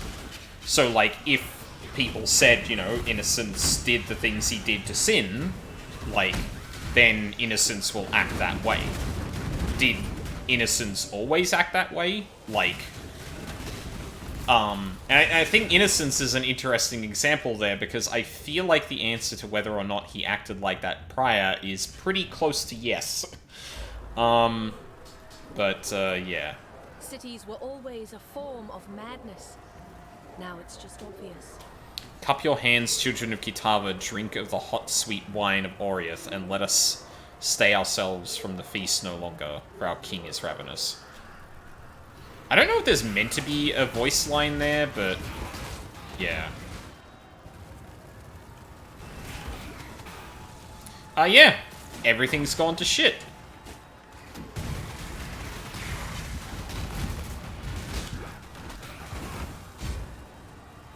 And I think, like, the implication is that, like, Kitava being summoned has, like, driven a lot of people crazy. Or, like, corrupted people to some degree. I'm not sure if we do get much of an explanation on that, but I guess we'll find out. Let's see if anyone else has anything to say. Hello. Oh. Bannon is unexpected. At least, he's not the sort of Templar that I'm used to dealing with. His ideas about Innocence almost make sense to me. The way he worships Innocence and receives such power in return, it's like his devotion actually brings out the best in his god. But how is that possible? A god is a god. They bless us and they punish us, not the other way around. Yet for Bannon, somehow it's different. The King's Feast is an ancient ritual born of less enlightened times. Long before the Karui followed the way, one tribe would conquer another and a feast would be prepared for the triumphant king. The main dishes of this feast were selected carefully for the sweetness of their nature and the tenderness of their flesh. You see, when the conquered fills the belly of the conqueror, two tribes become one. And that's what's happening out there in Theopolis right now. The tribe of Kitava is feeding upon the tribe of Oriath, and the feast won't end until two tribes become one. Remember what Utula said about Kitava? He is the tormented one, destined to rise up from the darkness, and we, his children, rise with him. It was there all along, in eyes too bright and smiles too wide. Cunning concealed by kindness. Conquest wearing the mask of freedom. I didn't see it because I was looking for something else. Hope. The cult only wanted what it's always wanted. To be born again in their father's image. They are Kitava's children, the first of his tribe. Unless you do something about it, they won't be the last. For freedom. Hello. I told you so. What more need I say? And that's why I don't like this line of shit. Where the dipshit who was, like, smugly being like, nah, you're all fucking savages and primitive and blah, blah, blah, just desperate people. And then this happens, and then they get to sit there going, told you so. Like, fuck off. Bannon claims that a god now lives inside his head and talks to him. What's more common? Divine possession or insanity? I'll leave you to calculate the odds. Well, if Sin were here, I'm sure he'd have something to say about that. The sign of purity, yes. A discry staff that piety sent me to study at one point. Apparently it was a gift from Innocence to the first High Templar, Maxarius. Dominus couldn't even bear to touch the thing, so he had it locked up in the ossuary. Quite reactive behavior for a man of such formidable intellect. Yet now it's making a little more sense. The staff was certainly able to conduct and store energy, yet remained inert when I applied corruption to it. It must only respond to divine energy, and with corruption and divinity being diametrically opposed, it's no wonder that my experiments failed to excite the thing. Meaning, if the sign of purity is a repository for the power of innocence, Dominus could never have wielded it, being steeped as he was in the opposing power of the beast.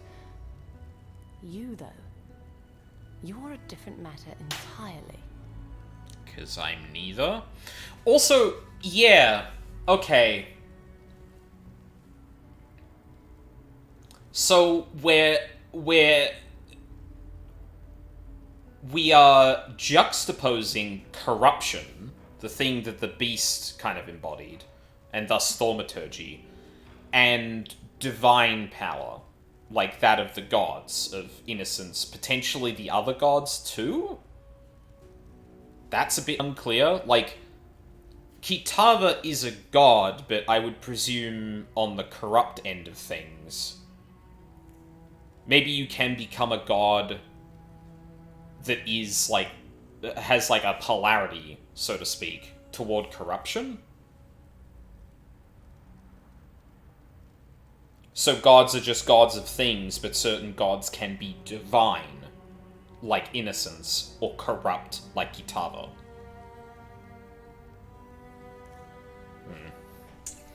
Gods. People have talked about the return of the gods since the birth of Oriath. It's a gambit employed by charlatans to fleece the weak-minded and morally desperate. Or so it seemed. Avarius and his Templar drones now greet the dawn filled with power and glorious purpose. Kitava has risen from whatever ethereal cesspit he's been hiding in for the last few millennia. So what let the cats out of their proverbial bags? I'm a scholar, not a prophet. Yet there's one occurrence that absolutely reeks with evidential causality. You killed the beast.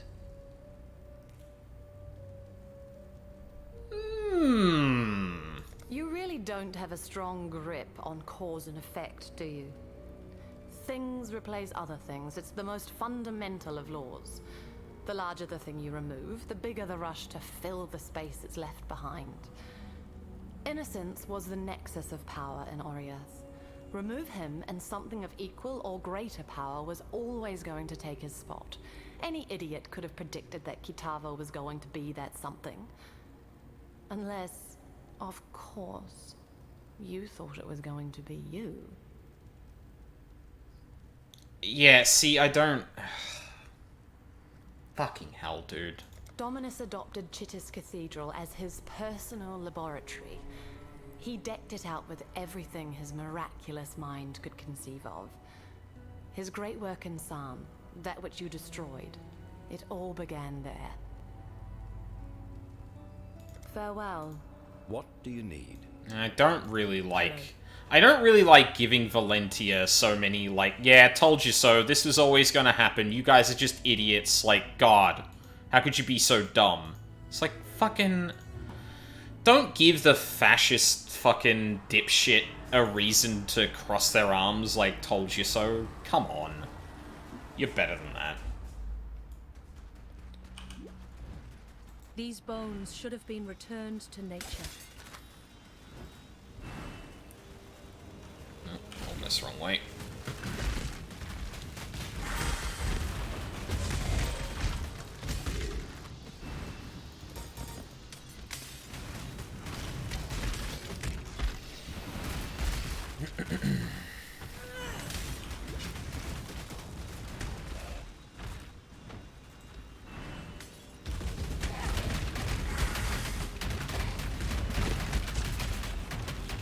What level am I? 47.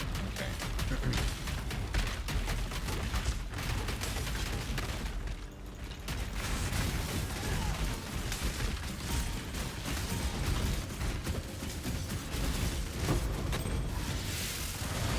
Oh, Jesus. Okay. Didn't see those. I haven't had that happen to me in a while. is how it is with, on-death effects and the like.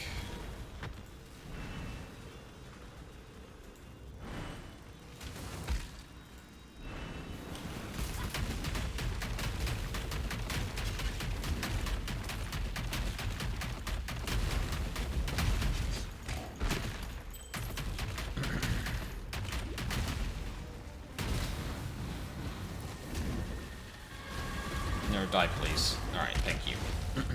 Thank you, man. Tomb of the First Templar.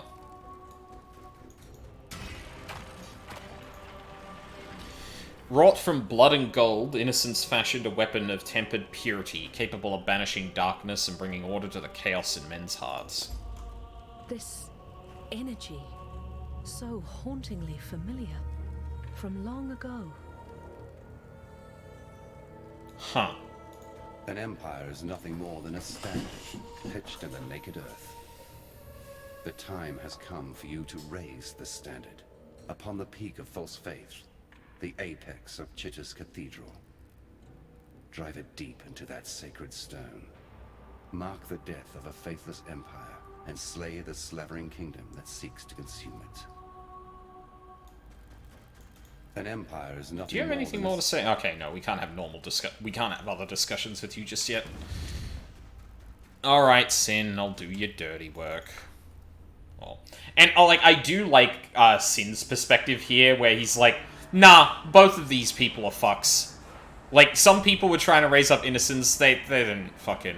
That's awful. And then, you know, the people trying to consume it are, like, bad.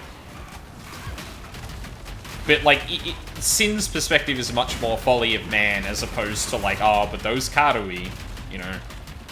Like, I give that a more favorable reading than fucking Valentia, because she doesn't fucking give two shits about, the kind of, like, more broad problem, if that makes sense. Gotta find Utula, which I don't usually go after Utula. The reward for going after that is not worth it from memory, but fuck it, we'll do it. Just need to remember where he is. I think he's in one of these side streets. Oh yeah, there he is. Did you think our vengeance was done, Savior? Oh no, it has only begun. And die. I was happy to aid your rebellion, Utula, but not this. You tell him. Oh, actually, wait, no. No. Need health. Need health. I'm slightly behind the curve. Usually it's 400, 400 health per act. So I should be... This is Act 5. I should be at 2,000 by the end of this. Like, not a strict rule. You can get by it, especially if you have, like, enough, resistances and that. It's just a really good rule of thumb. Oh, sorry, 300 per. Oh no, maybe I'm over that then. Ah, whatever. Whatever, it's fine. Oh. I don't remember this. Oh, this must be one of the additions they made to the campaign recently. They've been putting, like, little mini puzzles in everywhere to kind of, spice up the gameplay a bit. Ooh! Hi! Hello! If only you knew this place truly hides. I just want to get that dialogue. I forgot that it varies by area. There's probably no actual good point to talk about that character. But they're pretty big. They're pretty well steeped into the history of the gods. I'll put it that way. To replace the Feast of Birds that Kitava had greedily consumed, to Kohama, our father of war, and Valako, father of storm. Hold on a second. I don't like people watching me while I read. Go away. To replace the Feast of Birds that Kitava had greedily consumed, Tsukuhama, our father of war, and Valakor, father of storm, went fishing. Although Kitava was blind, he could still cast his line and feel when a fish took his baits. So, Tsukuhama and Valakor took him with them on Tsukuhama's mighty canoe. But while they fished, Kitava grew hungry and secretly ate all of their bait of grubs and worms. Disgusted and angry, Tsukuhama and Valakor decided to use Kitava as bait instead. Valakor used his own jawbone as a hook, impaled Kitava on it, and cast both into the sea. Kitava sank to the bottom of the sea, but instead of the fish eating Kitava, it was Kitava who ate all of the fish that nibbled at him, flesh, scales, guts, and all. When Tsukuhama and Valakor hauled a fat-bellied Kitava back up from the sea, they were even more furious and knew that Kitava must be punished one final time. I mean, I forgot that was narrated by, Utula. One day you eat the fish, one day you feed the fish. Cartery proverb.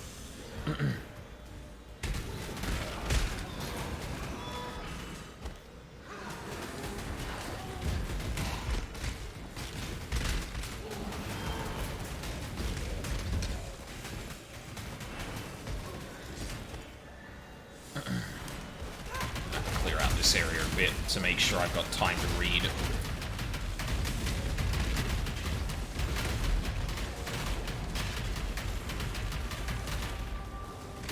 Alright, I think... Oh, for fuck's sake.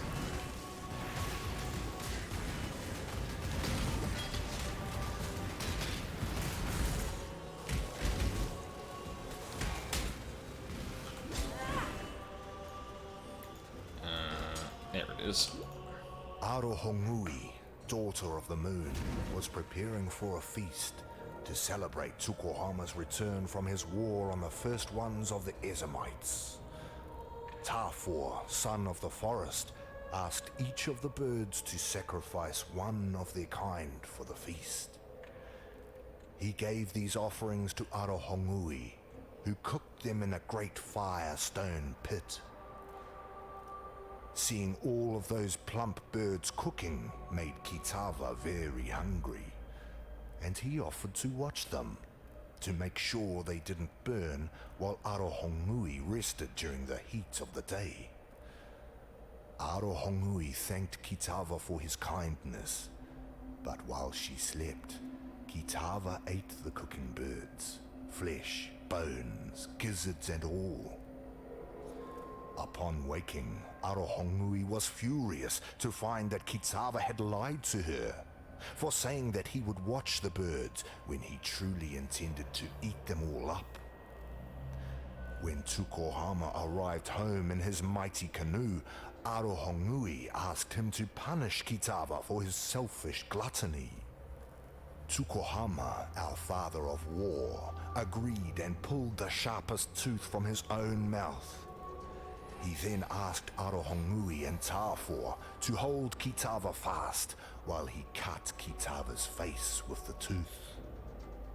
2 slashes that blinded Kitava and formed a bleeding cross upon his face. From that day forth, Kitava would never be able to promise to watch that which he truly intended to consume.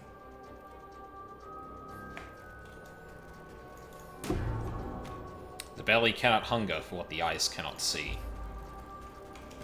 You know, well, you better cut off his nose too.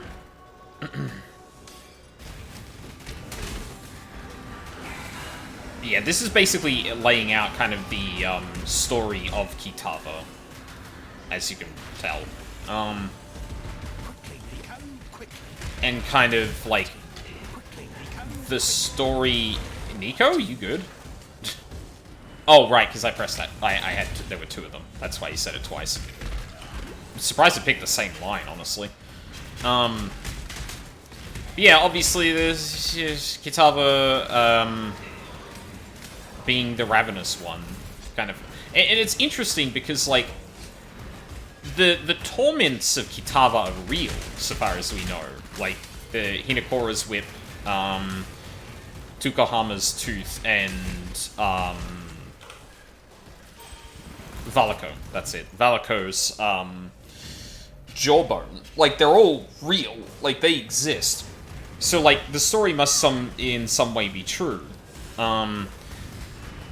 So maybe he's like, maybe Kitava is one of the few gods that hasn't been kind of influenced by their following over time, the way that Sin seemed to imply Bannon would on Innocence, and Bannon talking about Innocence's like personhood and that.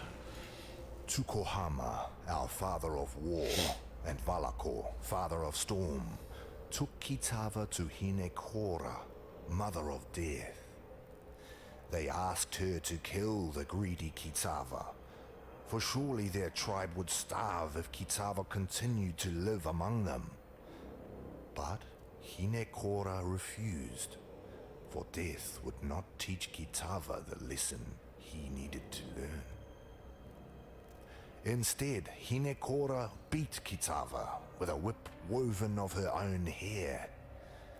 To Kitava, each strand was a searing lash, and so he wore thousands and thousands of blistering lashes across his back, as Hinekora drove him relentlessly into the darkest corner of the underworld. There she left him to suffer, without water or food, for the rest of eternity. And there Kitava remained, in the darkness of Hinekora's night-clad island, for time beyond measure. There he suffered, waiting for the day that he could return to the world of light, to slake his scorching thirst and satiate his ravening hunger. I suppose, come to think of it, like, the Karui could have also created these things. What we steal in life, we repay in death. Yeah, there's a possibility that that's kind of the way it is, that, like, it's not, out of the question that, there was still something made up about it, but, yeah. Not all slaves believed Utula's lies. Some I know have managed to steal a ship and are soon to set sail for Namakanui. Hopefully, with these treasures on board, Valakor will bless their voyage and breathe deeply into their sails. No, I'm not going with them. I helped bring this curse down upon Oriath, so I'll help save what little there is left to save. Here, take something, in thanks for your part in preserving the Karui way. Oh, nice. Thank you.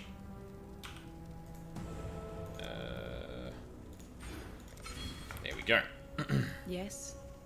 You've sent the traitor to meet his ancestors, have you? That'll be an interesting conversation. I'm no Hatungo, but I can foresee Utula walking a long road of trial and suffering before he earns himself a place at the ancestors' table. And just as Utula's journey continues, so does yours, right into the jaws of Kitava. I don't profess to understand the mind of a god, but I know the stories. Kitava is patient. He waited in the darkest pit of Hinekora's realm. He will bide his time while his hunger spreads like the plague it is, and when his tribe is replenished 100 times over, Kitava will rise one final time to finish the feast that he has started. Oriath is merely the appetizer. There's a whole world out there for Kitava to taste. You've proved that you're a hero who can slay legends.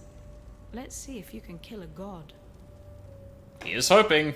Otherwise, Remember, we're kind of fucked. We do this for freedom. The High Priest is dead, yet the object of his devotion remains.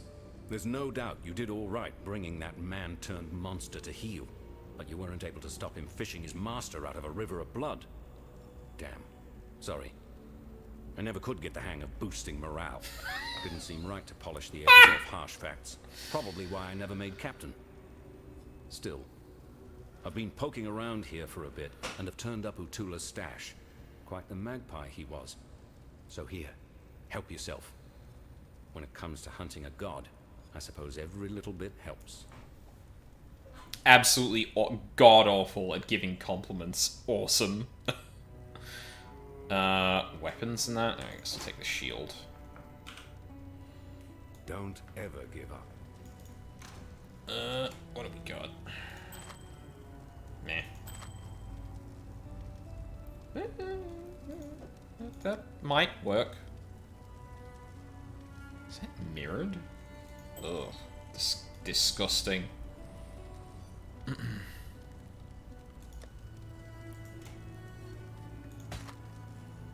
Increase chaos damage, increase spell damage.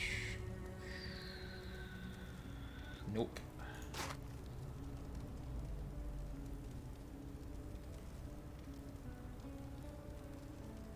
You could throw fire resistance onto it.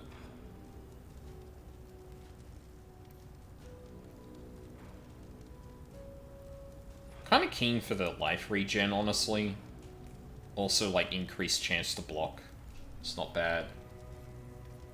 Base evasion rating. Oh, actually, it's not better than that one, though. Maybe we'll hold on to that for now.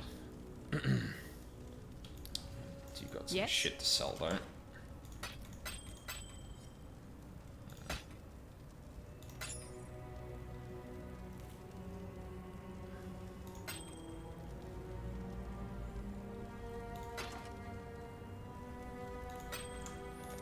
Remember, we do this for freedom.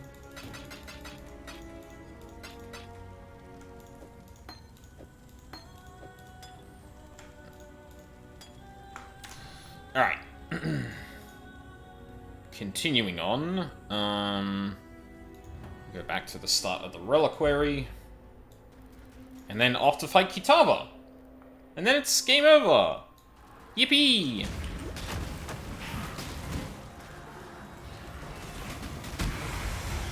Once you beat Kitava, that's it. That's all there is to it.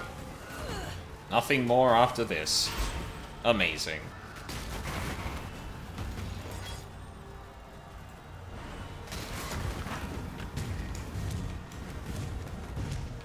Yeah, you can see a lot of shit happening. A lot of runic symbols and the like. So, yeah, shit's bad. And also, the way that Lani's been talking about Kitava's hunger being like a plague, like it's affecting all those around them. It's interesting, given, like, the Exile doesn't seem to be... is either immune or, like, is barely changed them being in the presence of Kitava.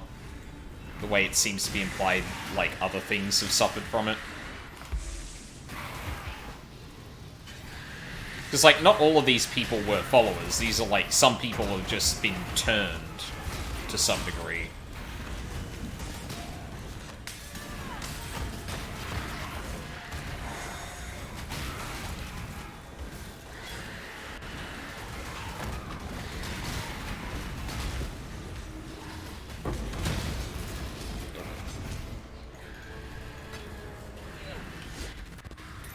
Oh, Jesus. Sound skip there. That didn't sound good.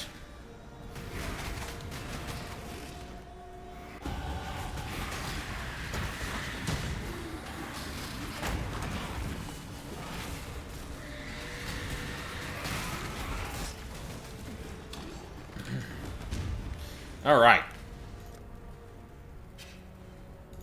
Yeah, we'll go up here. I will not let you consume this world!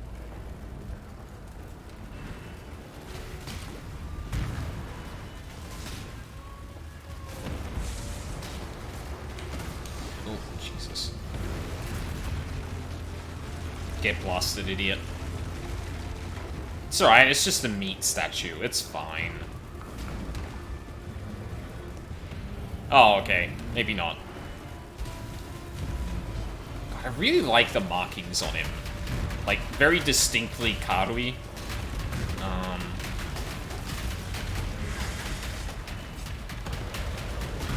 Ow.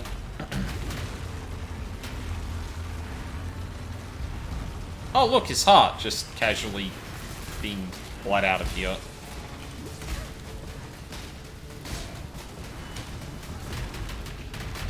Oh, shit. Stand still.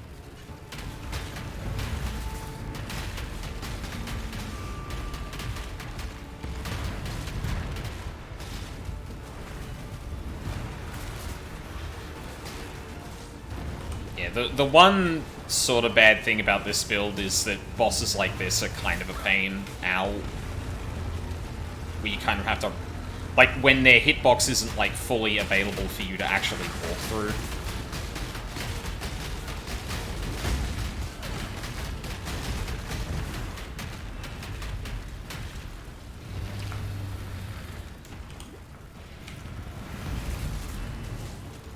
What happened to the rest of the buff? Jesus.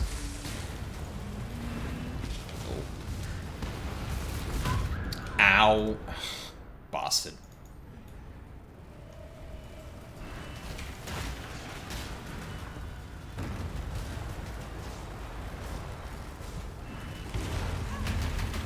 Oh, I think that's it.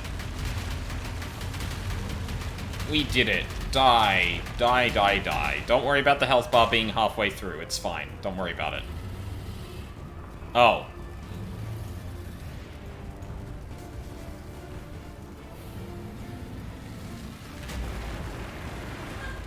The flame of hope may flicker, but it cannot be extinguished. Oh. We lost.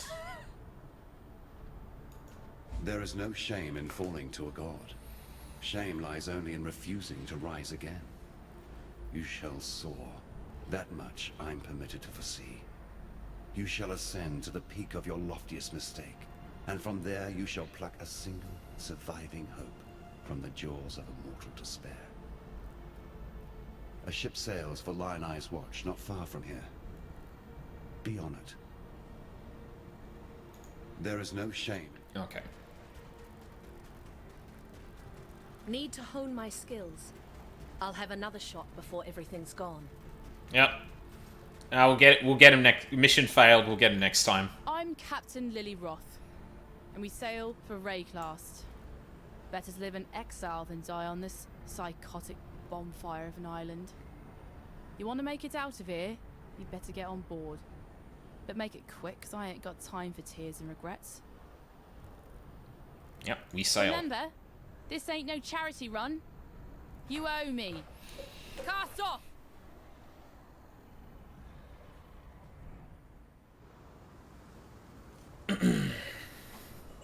And now we're in Act 6.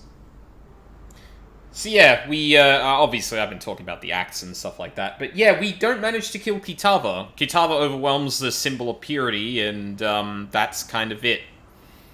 Because that was basically the only thing... Well, that might have been the only thing keeping us, like, sane in that place, so that's why Sin, like, jumped in to get us, because... Yeah, things would have been rough otherwise, the implication is. Alright, we're safe for the time being. Now let me introduce myself properly. Lily Roth. Yep, I'm one of those Roths. Some call me smuggler, others pirate. Yeah, I prefer the sound of nautical entrepreneur. Came up with that one myself. So you come see Lily if you need something, or even if you just fancy a good chat with a lovely lady. Don't think I'd be forgetting that favour you owe to me. In fact, now I think of it, there's certainly a way you can be repaying this most considerable debt. You see, those blasted cultists have been plundering the refugee ships trying to escape Oriath, and if not for my incomparable skill as a sea captain, we'd have met the same fate. But now the drowned dead are washing ashore, and they ain't staying dead. Yet again. There's been a whole lot of blood, sweat and tears getting these few lucky survivors here in one piece. What sort of captain would I be if I let them get ripped apart by walking corpses? Wipe the Twilight Strand clean of those filthy undead bastards and I'll call us even. 'Em. Might even throw in a little something extra if you can pull it off. Waylem Roth. Here, let me share something I remember from me granddaddy's stories. No sooner had the others turned in fear from the great white Leviathan did Waylem load the ballista with his final harpoon. And right then he vowed to sea and sky that he and he alone would be the one to finally kill this bastard son of the Brine King. The ballista fired and the harpoon smote that creature right between the ribs as it made to dive back under the angry sea. Thick clouds of blood bloomed beneath the waves, roses flowering in the black water, and impossible though it seemed, the already shadowed ocean grew darker still. He used the bones of the great beast to reinforce the hull of his ship, the Black Crest. Old Rottooth, he's a true legend, a real pirate hero. I can only hope one day my own stories will reach his ears and make him proud of the granddaughter he had to leave behind. Oh. Yeah, I knew Tarkley, if you catch me drift. He's got no time for his old bunkmate these days, though. Too gaga-eyed over his lost cause of a fishwife Nessa. Time was, Tarkley and I would smuggle all about the coast of Oriath. Oh, good days they was. Sweet with rum, nothing but the wind and salt in our faces, freedom in our hearts, and the law on our tails. But I could tell he were getting ready to make feet for children's stockings with me, so I cut him loose. Not a spark's chance under the ocean the dreaded Lily Roth's gonna wind up swelling like some drowned carcass. Still, nice to work with that bugger one more time, just for old time's sake, you know? Fair. Damn, I didn't know they were like that. That scallywag. I reckon Bestel thinks I'd be the kind of lass who'll bed down with any sort of rascal. Not too far off, I guess. He is rather sweet, but not the most comely of figures. Actually, he kind of reminds me of my grandfather, Waylem Roth, a poet and scoundrel extraordinaire he be. Bestel's but spittle from the mouth of old Rottooth Roth. Ahem. Bust my blind cheek, said the sailor to the doxy. She sports her dairy treats afar and relishes her moxie. But a fire ship will sink the broken neath the ocean waves. Tip nutmegs a deadly token sends captains to their graves. Damn. Well, now Bestel's got some competition. Time and tide wait for no man. Fucking love that line. Oh, hey, Sin. How's it going? Despite your best efforts, Beast Slayer, a splinter of hope remains. The very seed that brought my beast into existence. My beast? The Dark Ember. Never again shall it birth a life so magnificent as the beast. Yet a residue of that power still lingers. Enough to give us a fighting chance against the ravenous Kitava. How do we obtain this Dark Ember? 3 hearts were silenced. 3 hearts must sing again, one last time. In that final flickering of life, our savior's seed shall be born. All I need are 3 fine souls with which to stoke the flames. Chevron of Umbra, Inquisitor Maligaro, Dodri the Dark Tongue. 3 spirits of near unfathomable resilience and vigor, freed with the beast's final exhalation. So let us begin the harvest. Chevron has come home to Axiom. We shall give her the warm welcome she sincerely deserves. I like how Sin does say, like, oh yeah, they're very resilient, but then turns around and says of Chevron, like, yeah, we should kill her. She deserves it. If she is to be of any use to us, the Umbra's spirit must be wrenched from her mortal manifestation and lashed to our greater cause. That is your task. For my part, I shall negotiate the terms of her cooperation. With a tragic kiss and lasting embrace, her essence shall pass into me as if she were a sweet breath from the mouth of my lover. It is a sacrosanct sacrifice for all involved. Thankfully for you, all I ask is that you do what you clearly do best. Kill. Kill. Ambition is the bane of mortality. It was through ambition that we gods transcended the thick mud and thin blood of our mundane birthrights. Ambition that drove us to sustain our divine selves through the subjugation of others. Chevron's soul is made up of 1 part ambition and 2 parts raw, unbounded passion. Such a volatile spark shall burn briefly and brightly, in even the most deadened of hearts. So yeah, I guess even more evidence that, like, yeah, no, the gods were people that just obtained. Actually, I don't think he actually said much about, like, how it happens or the mechanic by which it does. But yeah, clearly people can turn into gods, and part of that, again, coming back to what Sin spoke of earlier, like, he remembers his origins, the others don't, and clearly the sustaining of their power comes from the subjugation of others, as he mentioned. Which, yeah, it comes to a very satisfying revelation later on in the, like, Atlas story part of the game, the end game sections. But yeah, not something we can discuss at the moment. I shall put this simply, for in truth, everything comes down to the simple act of planting a seed in the ground. The gods are rising because you slew the one creature that prevented them from doing so. Your name for it is the Beast. It was I who planted the seed in the rich soil beneath Highgate, who nurtured it, who watched it bloom into maturity, even as I succumbed to its mollifying powers. We gods, we were driven into slumbering darkness, to dream away eternity whilst the gentle beast watched over us. I would desire that we return to that blissful state, but my brothers and sisters of deism shall never submit to banishment. They have tasted freedom once more, and they shall not let go of this world until it is pried from their cold, dead hands. Tell me more about the Beast. The Beast was never a cruel master. It didn't want to destroy, to corrupt, to terrorize. It simply existed to exist. I made it that way. Unfortunately, in neglecting to provide it with ambition, I made it vulnerable to the ambitions of others. Queen Atziri and Doriani, Emperor Chittus and Malachi. Others even before them. I created a beast that would free humanity from the tyranny of the gods.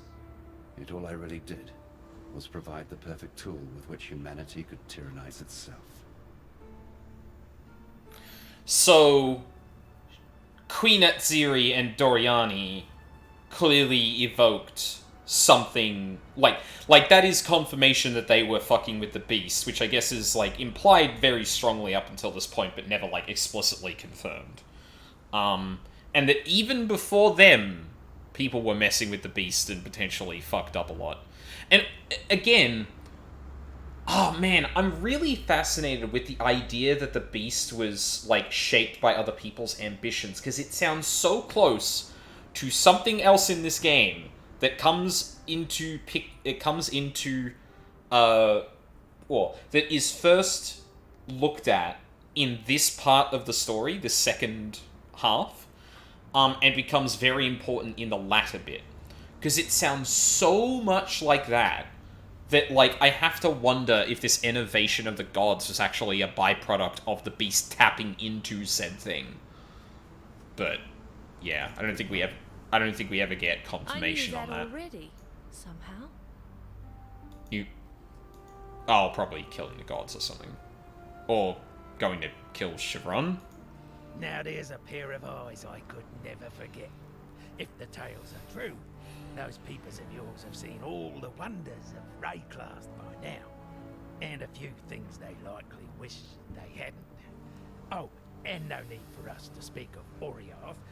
My ears are brimful with the sorrows these wretched companions of yours have been spilling. Now, I'm sure you've noticed that Lion Ice Watch has seen better days. Our once bubbling township has, alas, become a brooding quagmire of gloom and despair. I blame the unrelenting weather. As you know, I am both a humanitarian and a strong believer in the soul-sustaining power of story. Back when I was still captain of the Merry Gull, many days at sea afforded me time to work on my thespian aspirations. I wrote a theatrical epic, a one-man show entitled Cedric and the Buxom Stranger. I sealed the manuscript inside a roll of oiled leather and stashed it in the hold for safekeeping. Perhaps you could salvage it for me from that tidal island upon which my poor ship came to rest. Who knows? Maybe we can bring some joy back to Lion Eye's Watch with a bit of live entertainment. From you, Bestel? I don't know. Hey, what happened to Nessa? Now there's a sorry tale. More miserable than any dirge I've ever heard. Nessa's gone.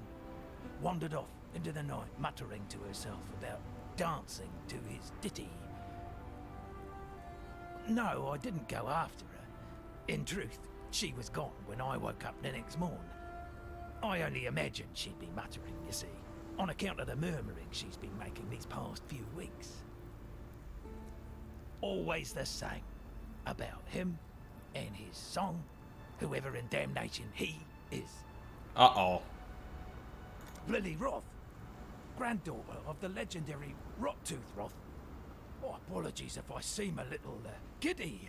It's not any old day you get to meet marine royalty. I mean, you know how I feel about pirates and all, but the Roths have as much in common with those scurvy sea rats as a shark does with a goldfish. Lily has her granddaddy's blood in her veins. It's plain for all to see. Look at the luster in her eyes, the ruddy blush of her skin.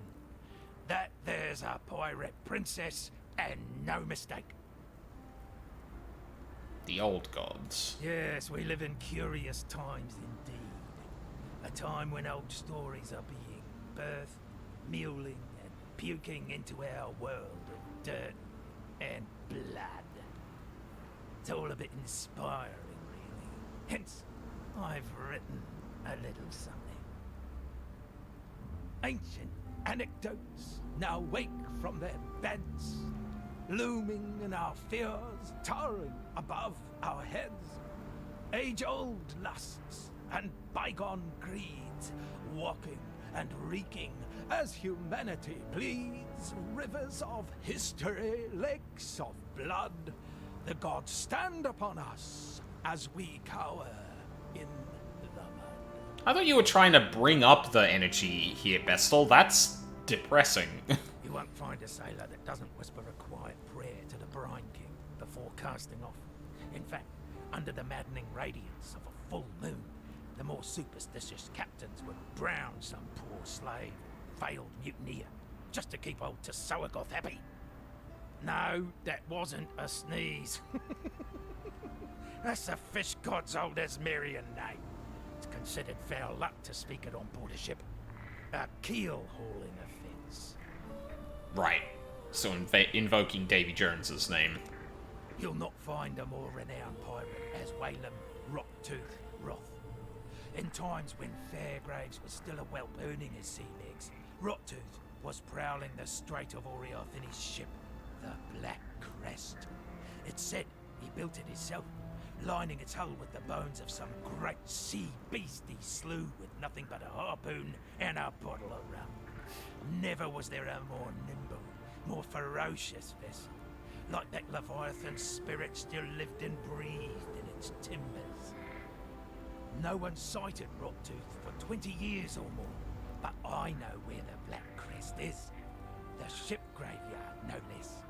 Seems that Whalem Roth might have had his last meal with Lady Mervale.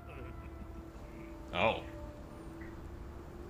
That's a shame.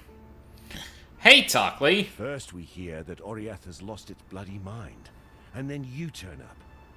Doesn't take a scholar to work out how these two events might be connected. I don't know what's going on out there, and I probably wouldn't understand it if I saw it with my own two eyes. What I do know is this. The world we knew, it's gone. Now we have to do our damnedest to make sure we don't go with it. Nessa. I saw her one night, running out across the coast, headed in the direction of the mudflats. Called out to her, but she didn't even turn her head. Maybe she couldn't hear me. Maybe she didn't want to. I don't bloody know. I tried to run after her, but she'd vanished into the darkness before my feet had barely touched the sand. So I tracked her, all the way to the mudflats, and that's when her tracks, they just stopped. No sign of meeting someone or something. No sign of a struggle. It's like one moment she was running, and the next, gone. Look, I've heard some things about what you've done. Things that beg a belief. Now you can do this. Please. Find Nessa. Bring her back to us. I'll try. I wonder how much Lily squeezed out of those refugees from Oriath. Yes, she did risk her life and ship to save them. But I knew the Lily of old. A damn fine smuggler. And that Lily never did a good deed that didn't also turn a profit. I had a life before Lion Eye's watch. Not much of one by some people's standards, but it was good enough for me. Lily and I, we'd smuggle a bit of booze to keep our purses full. We were good at it, too. Made us a fine partnership, her quick mind and my steady nerves, right up until the day she left me drunk and trussed on Penance Key. By the time the blackguards unwrapped their present, she was halfway to Trathus. That's how I ended up here. Yes, it smarts a bit to look at her. But what right have I to say where the flotsam finally washes up? Never took much stock in the stories Lily told. Didn't sit right. Those full moon sacrifices her and her ilk would do out on the open water. But now, in light of everything, I'm obliged to reconsider. If it meant Nessa might be spared the attentions of that wretched Brine King, I'd even be inclined to slit a mutineering throat or two myself. Those shambling nobles out there on the strand, they left Oriath to die a bloody death, rats fleeing a sinking ship. Seems they learned a bit of the hard truth, though. Doesn't matter how much money you have, you can't outrun death when it comes for you. Can't say they've actually noticed, though. They're still the same flesh-eating bastards they've always been. Just a bit more obvious about it now. Hey. Stay sharp out there. Too fucking right. Creighton of Theopolis. I think these are still the same. Kafar of Beecham. Hadri of Dayton. Ender of Rumsey. Carling of Murfield. Creighton of Theopolis. Actually, there might have been more there. Maramor of Namakanui. Or they're Creighton random? of Theopolis. Oh my god. Okay, never mind. I'm not standing there doing that. Fuck it. Alright. So. I'm not the same woman I was. Rayclast has changed me. Now I have all these swinging blades running around me, and my footsteps literally blow people up. Kind of amazing, actually. Ow. Have to clear this out, I think.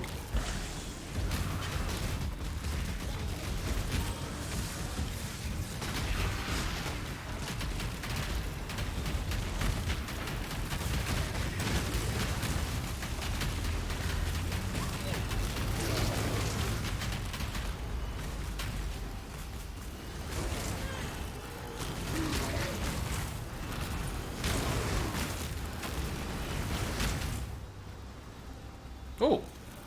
Oh, hold on. Clear out a bit of this place first.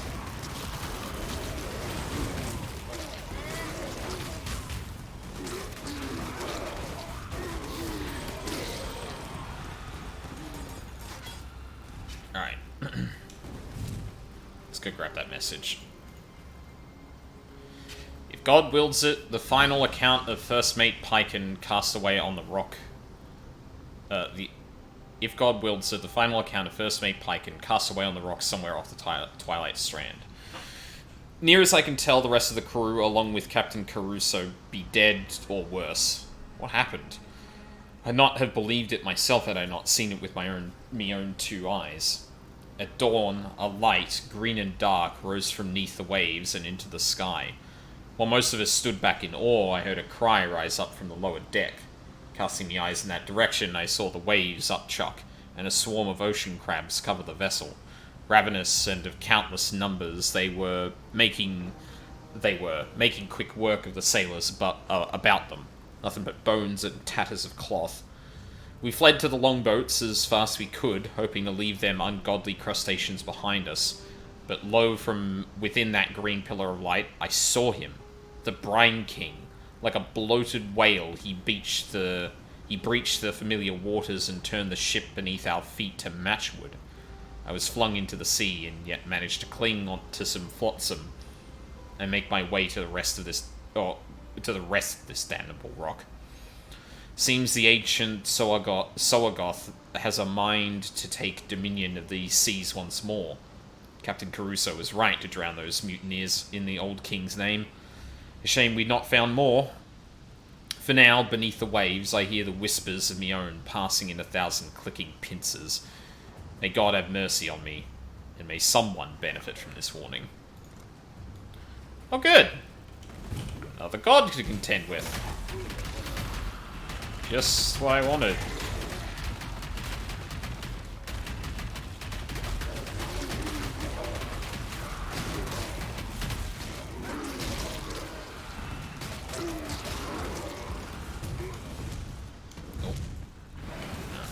Kill everything will grow here. From your remains.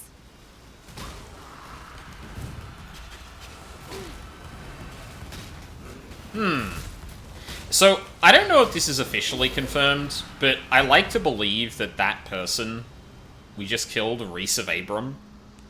Oh, actually, hold on. No, they've got a Kitava mark on their face. Which makes me think they were a noble that ended up in this position. Maybe it's not the guy who got eaten at the very beginning of the game. I always like to think that that was just what happened to the guy who got bit. But, yeah, evidently I don't think that's actually the case. A wretched sight. So many drowned Oriathans cast into undeath. You freed them from their torment, and I'm sure they'd be grateful. Here, that little something extra I were talking about. Though the sea takes away, it gives back in greater measure. While you be skulking about, I've managed to do a bit of hunting on my own. Got a hole full of baubles and trinkets here, which I managed to, procure. Take a look. You might find something particularly naughty to help you on your life's voyage. Yep. And she just has a shitload of fucking, gems. So this is usually where I'd sit for a bit and actually get everything I need, but I prepped everything I wanted, so, yeah, we're all good on that front, thankfully. You have the look of a wayfarer about you. I've a few bits and bobs in the hold that I managed to salvage from Oriath. Might be you're in the market for a little insurance for the road. The sort of nautical charm or a quaff of tonic be providing. Go on, have a look-see. And if you're thinking to trade, I reckon we can come to a fair arrangement. But yeah, Time and tide wait for no man. mechanically this is where the game just opens up and says, yep, alright, you can have any gem you want. Well, minus like a couple of very special gems, but, yeah. Yeah, we don't need any of that. We're ready to keep going. And, I guess, potentially fight another god. I can feel it. This land is crying out in pain.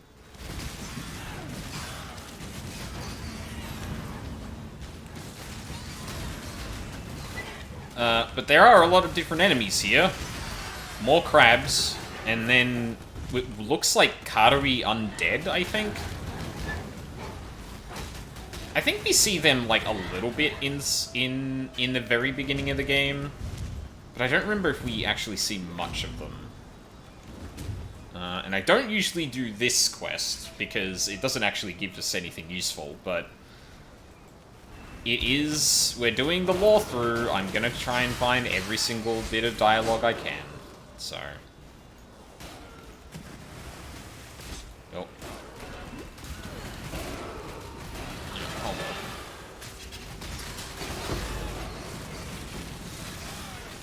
Clear out as much of this area as I possibly can. Alright. A motley crew, neither fit to lick my boots nor curl my mustache, have bloody well betrayed me. And I was only trying to save them, those that remain true. Even now, floating prostrate upon a plank of wood, bathed in the dying embers of the evening sun, I hear the clitter-clatter of a million tiny claws. I close my eyes, I see those tentacles reaching up to me out of the deep. I don't know why the Brine King chose me. For weeks I've heard the voices whispering of his return, gurgling of doom and slavery to us all.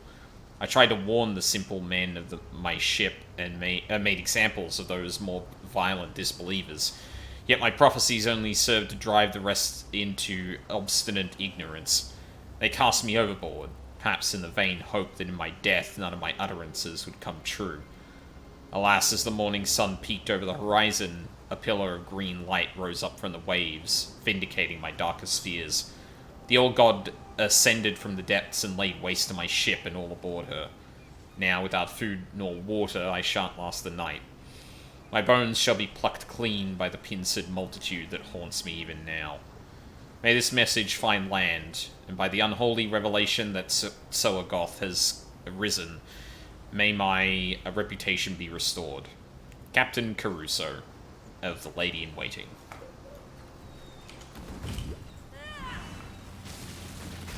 So yeah, they threw the captain overboard, and then fucking Brine King came for them anyway. Get wrecked.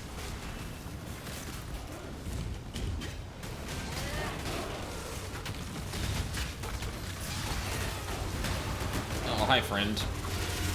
Nope. Strangest kiss on a moonlit night. Dost thou believe in love at first sight? Fucking hardcore romantic, that Vestal. Alright, let's go give him his book back. Or manuscript, rather, not book.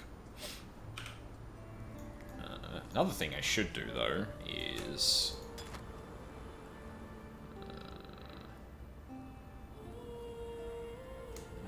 I hate that.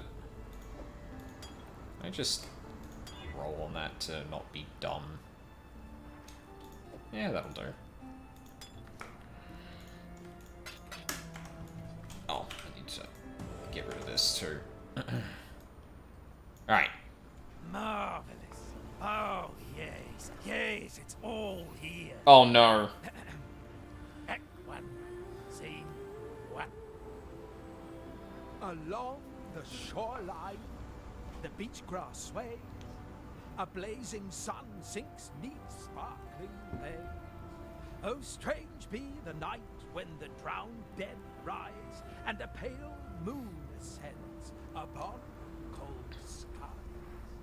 The stranger still is lost to me, those silken pillows upon which I lay at sea. Moody. Atmospheric. Not as funny as I remember. But I'm sure it gets better in Act 2. Regardless, you have my thanks. Please, take something for your efforts. And next time you're in town, do come and see the show. I'll leave your name at the door. If I can salvage a door from somewhere,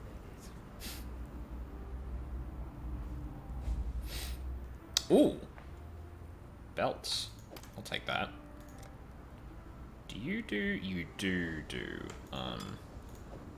Flasks. Thank you, buddy.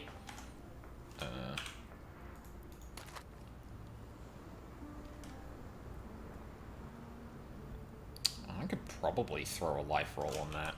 What's my fire resist at? Yeah, 78. Good. I'll throw a life enchant on that.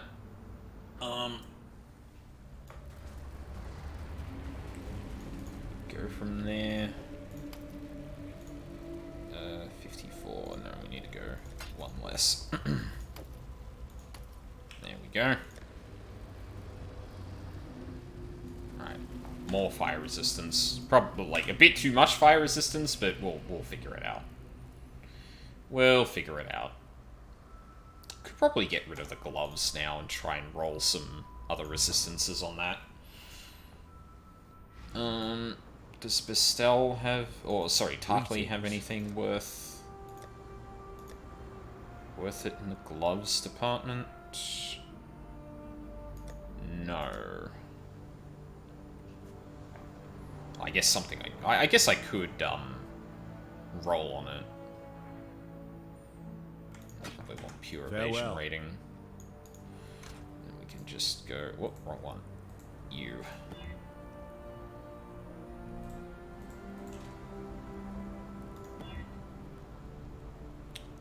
Ooh. Oh, that's juicy. Oh, I like that. chaos resistance roll? Oh my god. Oh, fuck it. Unusual colors. That's fine. Yeah, we're definitely gonna... The charges aren't really giving me all that much, all things considered. And that's just a good set of gloves, like, straight up. Again, once I enchant them with some life. Oh, I should probably take a break in a minute.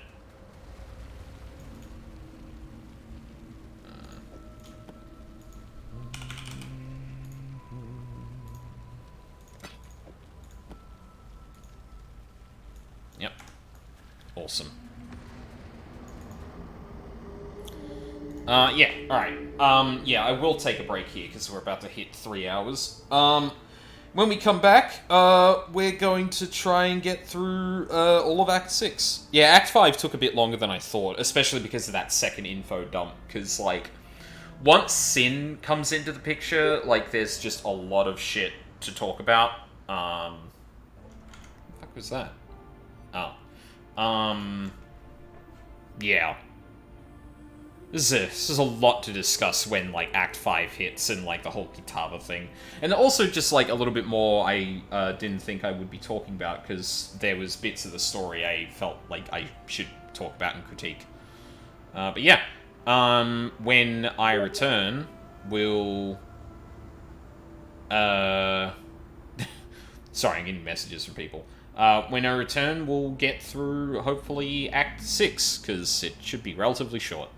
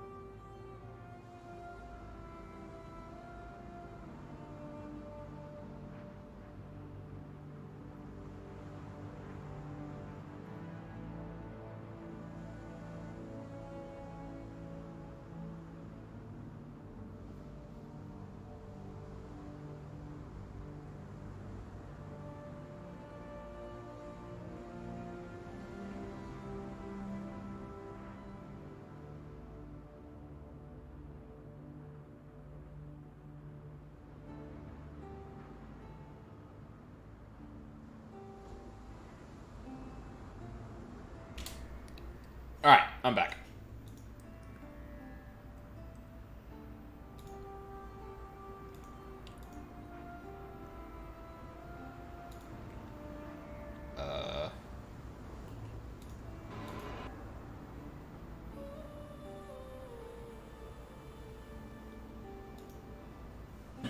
Alright. So, Act 6. Let's do it. Oh. Crap. Could have walked to the waypoint. I'm a dummy. There we go. Oh, wrong way. No, sorry, don't mind me. It's fine. Wait, what?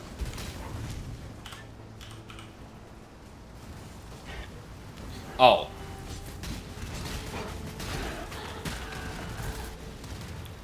I didn't put these two back in. There we go. I was gonna say, where'd my orders go? I need those.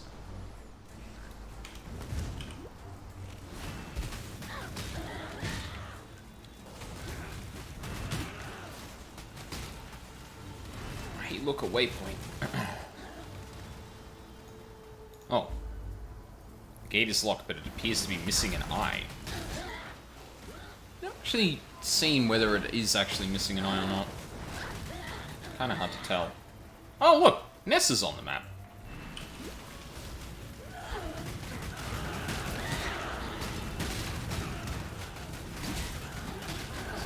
Oh, it's sacred.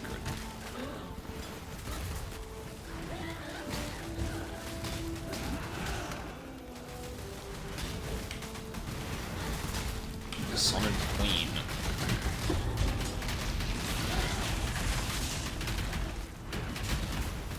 Conquest.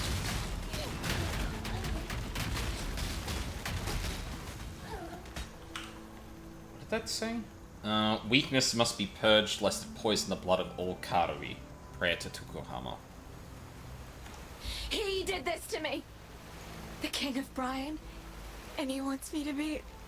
Oh God. Please. I don't know how I'm doing this, nor if I may again. Help me. Help us before he... Uh-oh.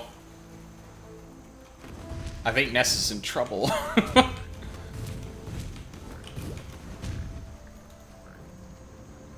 can't see any of that change. Yeah. It's a small detail. It's fine.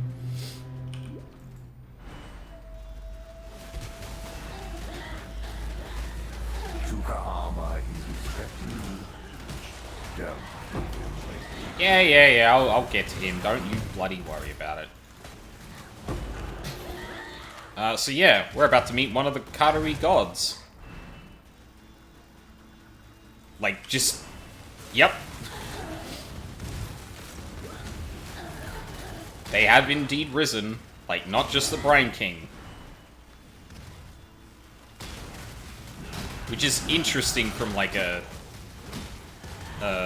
like, societal... or, like, theological perspective. Because, like, yeah, all these gods existed, actually. Let me teach you the laws of war.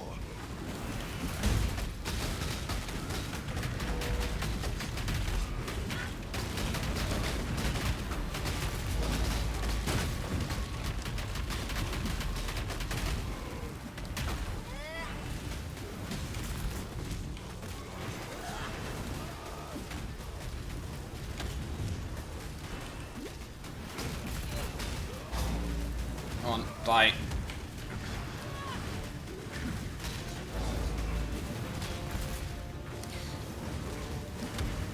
One thing about this build, it does take a little bit of time to get going against, like, a single enemy.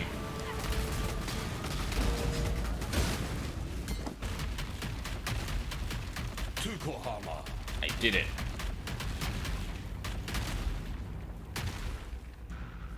The soil wants for your blood no more. I am Sin, thief of virtue, and it is mine to take what I will from the defeated, to make a gift of it to the victorious. Alas, Your mortal frame cannot withstand the unfettered fire of deism. It would turn your blood to mist and scorch your precious flesh black. So choose modestly and choose wisely, for there is much more at stake here than your little hopes and dreams. And this is where we get the Nature Pantheon, sometimes makes mistakes. This one I'm happy to correct. where you just get powers from the gods. Yippee. I love this fucking drawing of Sin. Is there anything lore-wise there? No. May humanity flourish.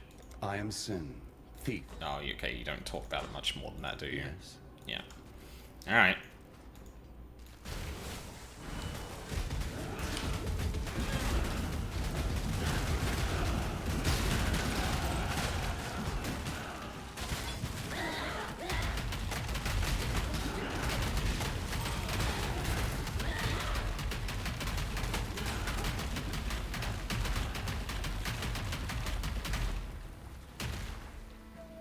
Alright. More of that. Yeah, let's go chaos damage over time. Let's pump that poison damage, baby.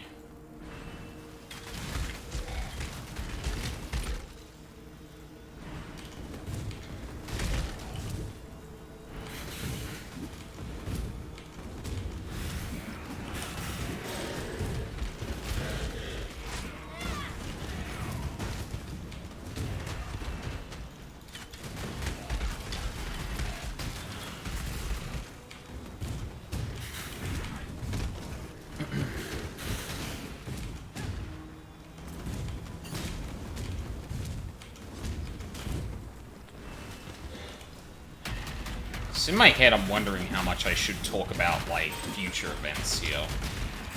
Because from here on out, it's the goal is pretty straightforward, as Sin laid out.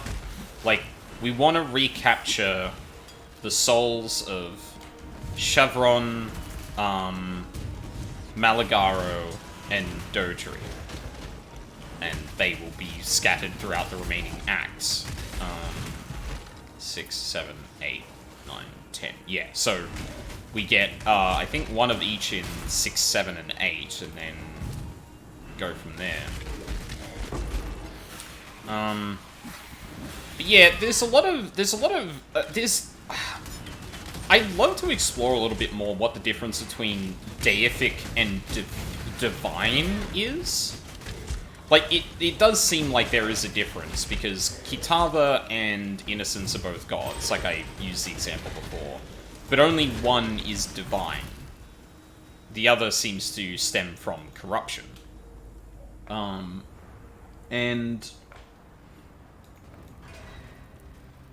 Something has taken up new residence in this place of misery. Guess who? Actually, you know what? We'll go back and... go back to Lino's Watch, see how many people have something new to say. I'll save the god talk for after that. You've seen Nessa. Talk to her. Well, that's more than I dared hope for, truth be told.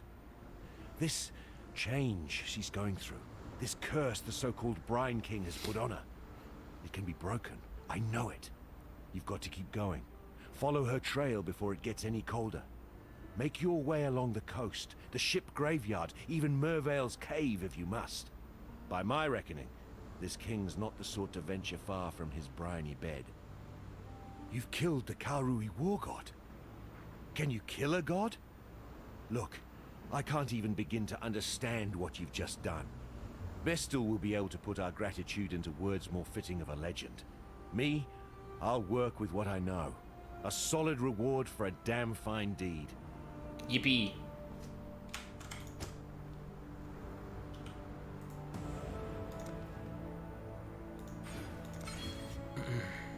That reminds me, I should probably start putting some masteries in. Still alive, are we?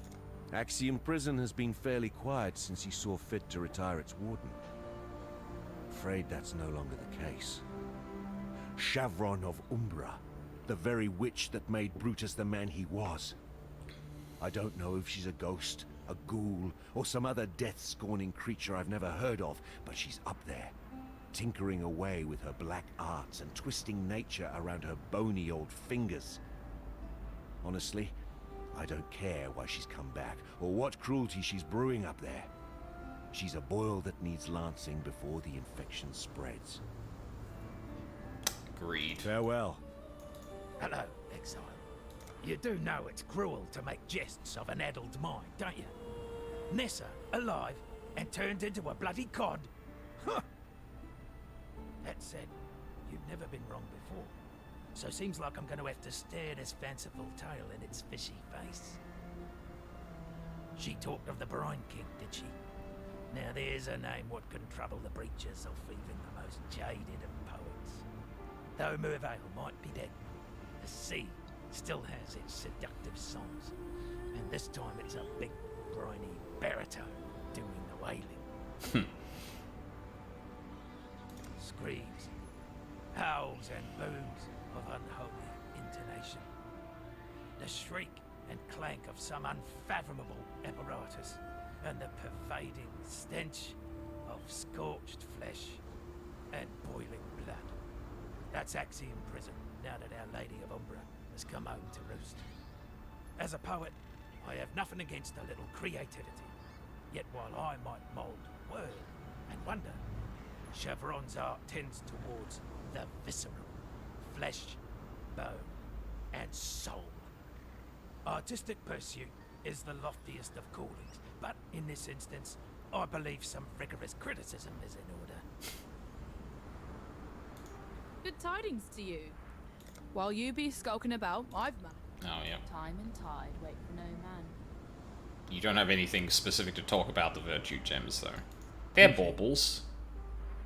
Farewell. Yeah, still nothing else. Alright. Back to prison.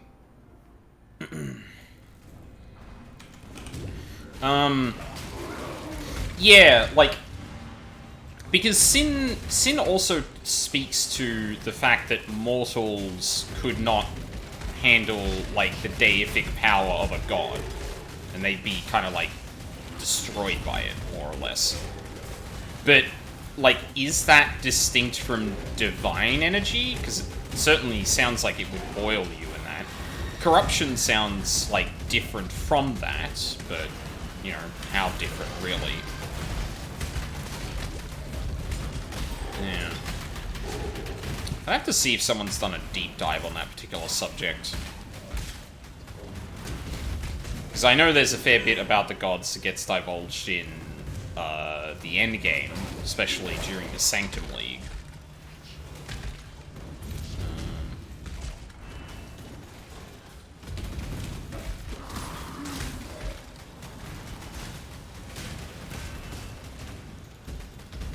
But does that truly, like, lay out a difference between those things? Like, do you need to embrace divinity or corruption to specifically become gods? Who knows? I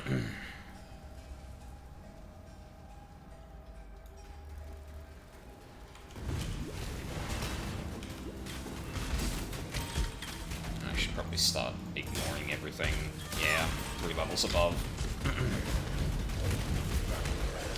Don't really need any more of that crap. Well, I do need a fair few more levels before we get to the final stage of the build, but beyond that.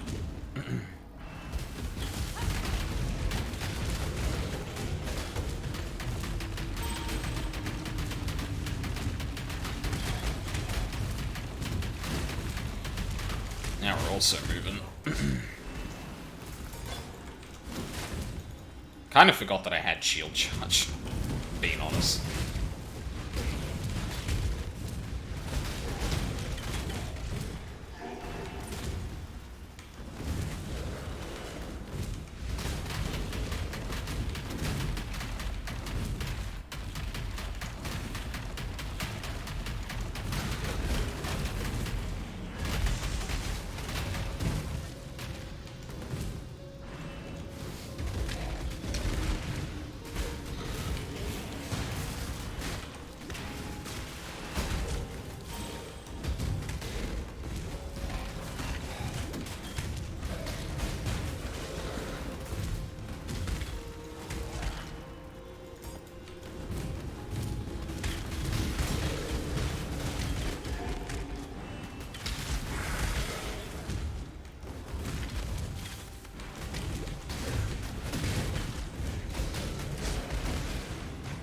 Alright, Chevron.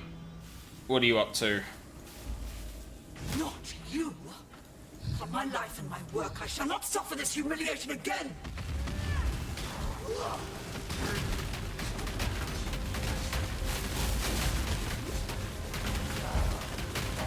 She reassembled Brutus, literally. Die and be reborn!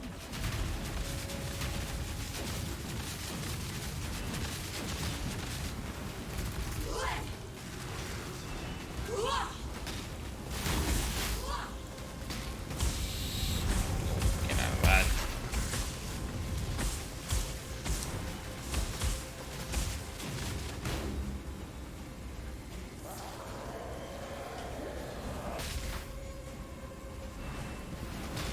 Oh, good.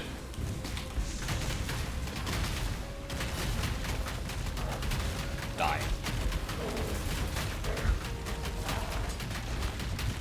Your reliance on mindless brawn was your undoing, Chevron.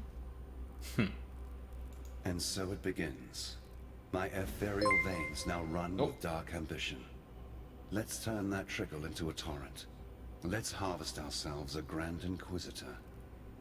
Just as Chevron's spirit chose to return to comfortable climes, Maligara's essence once again dwells in his very own chamber of sins. Though I hasten to add that Maligara's sins are not my sins. I prefer transgressions of a more natural order than does he. I'd carry you to Frisia if I could, yet I expended too much of myself when I snatched you from the jaws of Kitava. You will need to find your own path, as will I. Make the journey, and please survive it. We too have much work left to do. Gabriel Vance, thank you for the follow. I really And so appreciate it that. begins. Oh, you don't have anything else to say. Okay, thanks, bud. Not like we could talk a bit more about Chevron or anything, but what is there to really say at the end of the day, I guess. Back to a familiar place, Prisoner's Gate.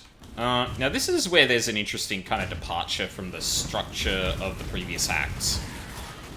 Because they're not exactly the same, as it turns out.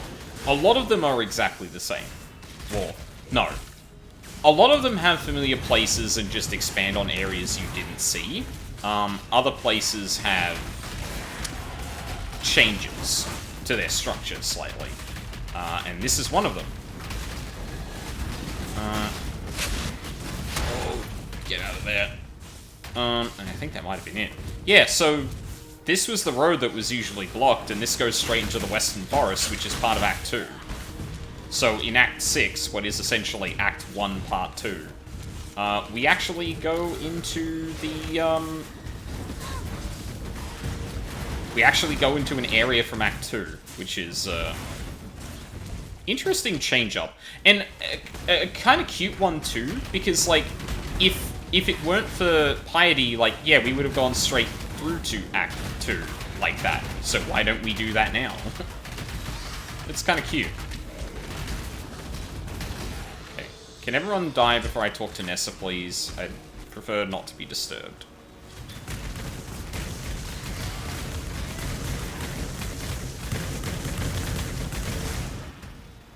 Cool. What are you doing? God drag you to damnation if you're gonna stand by and let this happen to me, to us! Because believe me, the Brian King has far greater appetites than one nothing of a girl from Oriath. It doesn't matter what he'll do to me now. It's what he'll do to Rayclast. Yet there's hope. There's always hope.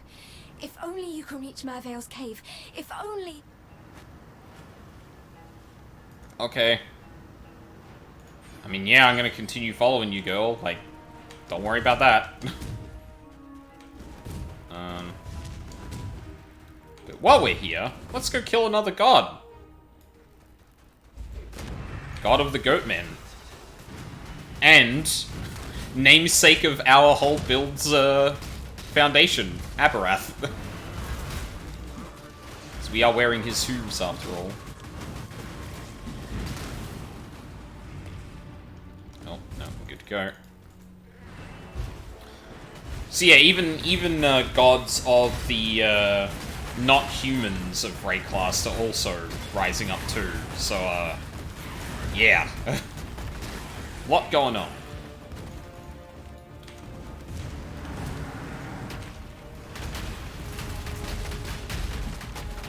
And I think he does the same thing, where every time he steps, he also deals damage. So that's fun. Aberoth.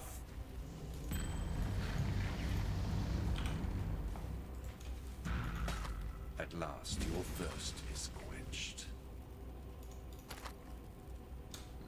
Good souls were hard enough to come by without that parched old goat drinking his fill. You have done humanity a noble service. Kind of sad we don't get to learn more Consider about me him, but... nature's vengeance, alchemist. I think he meant alchemist? I guess that kind of makes sense. The Goat King knew not of war, of the lands that and laws he trampled. The Goat King knew only joy at turning life to ash. So yeah, literally a leader of the Goat Men who became a god. So that's interesting. Who'd have thought those bleating bastards would go and find religion, eh? Now there's nothing quite so sure to spoil a man's appetite than an ecclesiastical debate come supper time. Yet this goatman god, this Aberoth, seems fair determined to mix his morsels with his spiritual enlightenments. To put no finer point on it, when the goatmen find him a soft pink human or two as divine sacrifice, he eats them, meat, soul, and all. Well, that's what the legends say. Love a good mention of the word ecclesiastical. Ecclesiastical. Oh, wait, I feel a poem coming on. Through the bleating flock, our exile did wade, over hoof and horn and goat blood spray, until at last an audience with old King Billy, or the Cloven One, or Aberoth, and other names just as silly. Dine with me, friend, old Billy did growl. Feed me your soul, feed me it now. Our exile just smiled and gutted that goat, so that not one more soul would get stuffed down his old throat. Honestly, you wouldn't believe how hard it is to find a good rhyme for goat exile. Yeah. No, I believe it.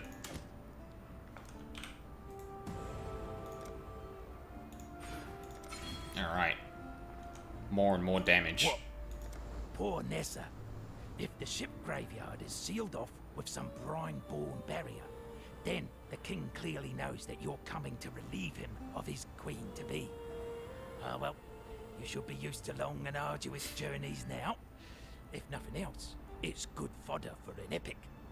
I'd best get composing. Fucking Dark Souls ass NPC. Good work clearing another path through Axiom Prison. I'm starting to think those stories I've heard about you might be true. What stories? What stories, Tarkley?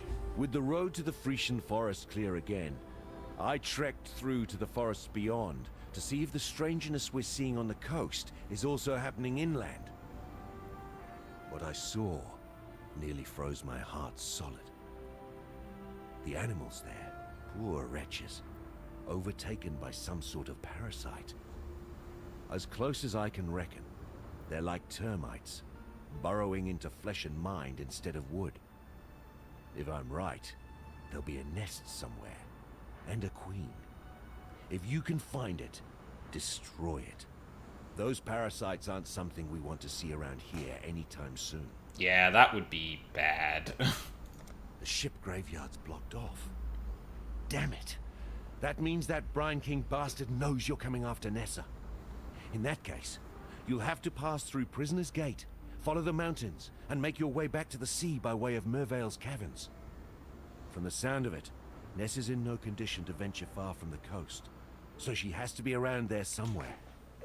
Yeah, that's a cute way of actually interlinking this. So remember how we from Mervale's Cave, we got into Act 2, which is in the Frisian Forest. But this time, we're, like, going the other way around. Like, we need to get back to Mervale's Cave to get out toward the sea. But we do that by actually going inland and back out the way we originally came to get through to the forest. Farewell. I don't know, I think that's, like, clever. Like, obviously for Because, yeah, we took a more direct route through here, if I remember correctly. Like, we would have been going down this way to get to Mervale's cave. And, like, you know, it's nothing, like, spectacular, but I think it's just cute that, like, well, we went this way last time, so why don't we just go the other way around? Because Piety's not gonna fucking fight us on that one. Yeah. And yeah, Rayclass apparently can't just cannot stop spawning horrors, so, yeah. Average day in Rayclass. Oh, there are parasites in the woods now. Oh, good. See? Camp and everything. I'll get that shrine. Cute.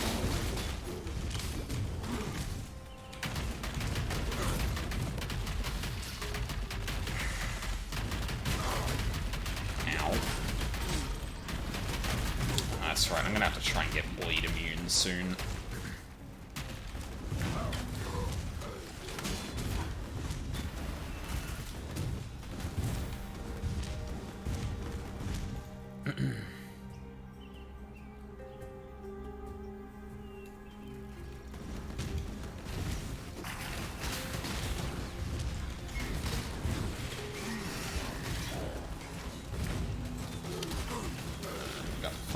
Path off the beaten track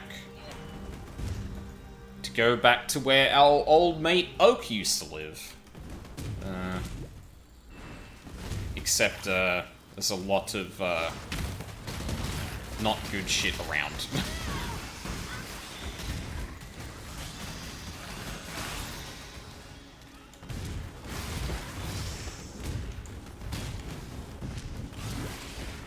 I think you can actually still see the remnants of his camp, yeah. Again, it's just like really clever use of that kind of stuff that I find really cool. Like, they're not just going back into the second area and redoing it again, like they're using it as an opportunity to see how things have gone to shit. Since the beast was slain. Like, there's the old waypoint we used to use to get into this bit here where the dead tree is, and nope. Can't go through there anymore. Oh. Damn, you found it quick. Defeat the Puppet Mistress.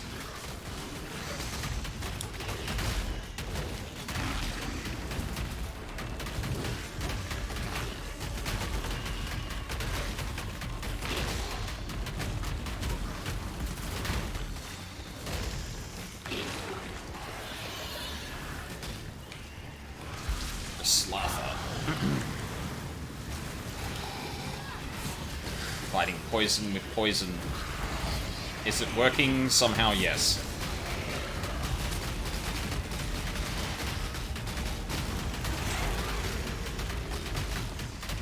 Rislatha!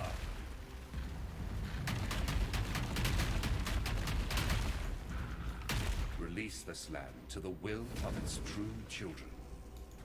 The Asmeri believed that one day this world of ours would collapse under the weight of Rislatha's offspring. A frightening thought, and thankfully, a mistaken one. You are a mockery of nature, Rislatha. Damn.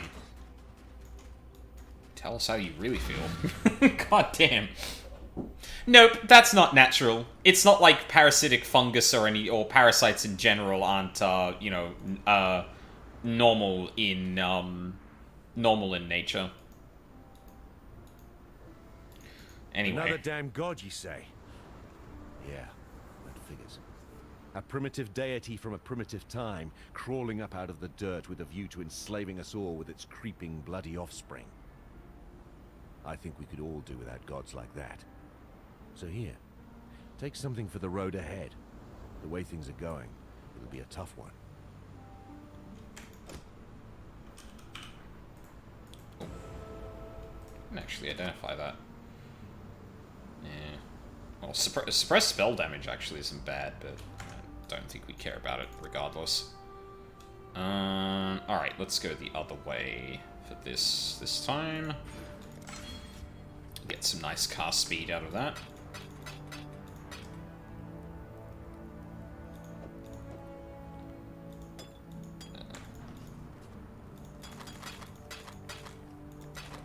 line and tide wait for no man. Oh, more shit to throw away.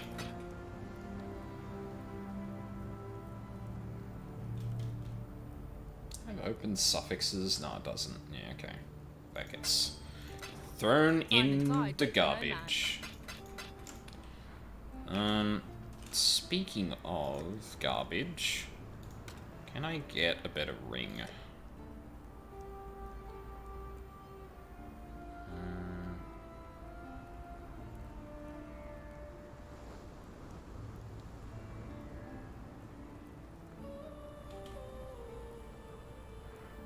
How much fire resistance does this one have? 14? Okay, that could work. Where is it? Yeah. I think it's all Ellie. It might be better. Oh yeah, it is. Yeah, sweet. Alright, we're kept on resistance again. God damn. Yeah, alright. Back to the riverways then. Another god down, just really casually. A lot of gods spawning up everywhere. I hope this doesn't become a running theme. Please ignore the amount of empty spaces in the Pantheon thing that we saw before. But don't worry about it. Just don't worry about it.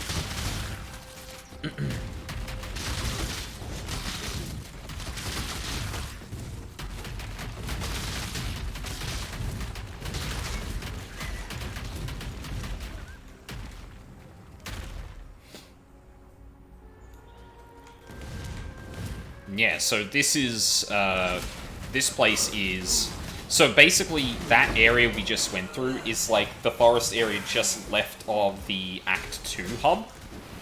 And this is now the equivalent of the area we went through to get from Act 1. Well, the first area in Act 2 we ever stepped foot in.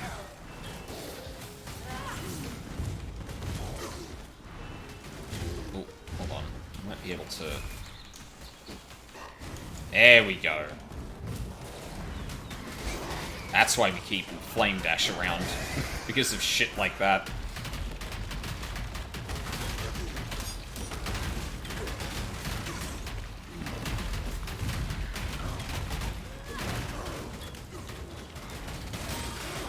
Pruning a branch can save a tree.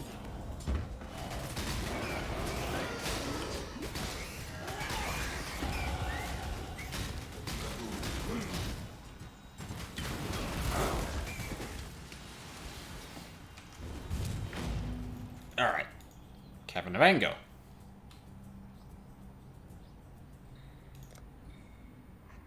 One second. Hi. The Brand King. His time has almost come. Then hope will be... I will be gone. Please, take the Black Flag. It once fluttered from the mast of the Black Crest, Wayland Roth's ship. Throw it into the flames of the beacon. It's your only chance of reaching me, of turning this tide. The King can't keep secrets like this from me any longer. It's just the way of things. Find me, please, before... Why do you keep running away mid-sentence? May the lubbers feel fear in their nethers, and may our blades follow. Rottooth's rallying cry, Jesus.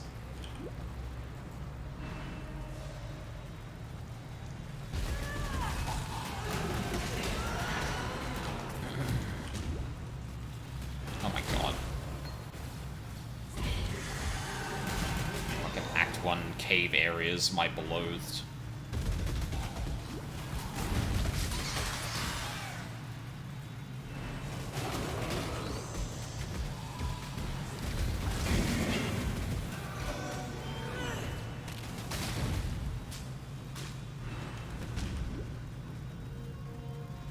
Oh, there we go. The beacon.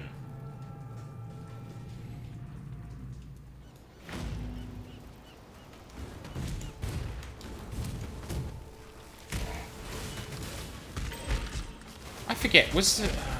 fucking Vessel said it earlier, but, actually, you know what? Let's do one more check before we... I should probably at least talk to Lily, because the Black Flag might, poke something in her. Good tidings to you. Yeah, there it is. You've got the black flag from your grandfather's ship.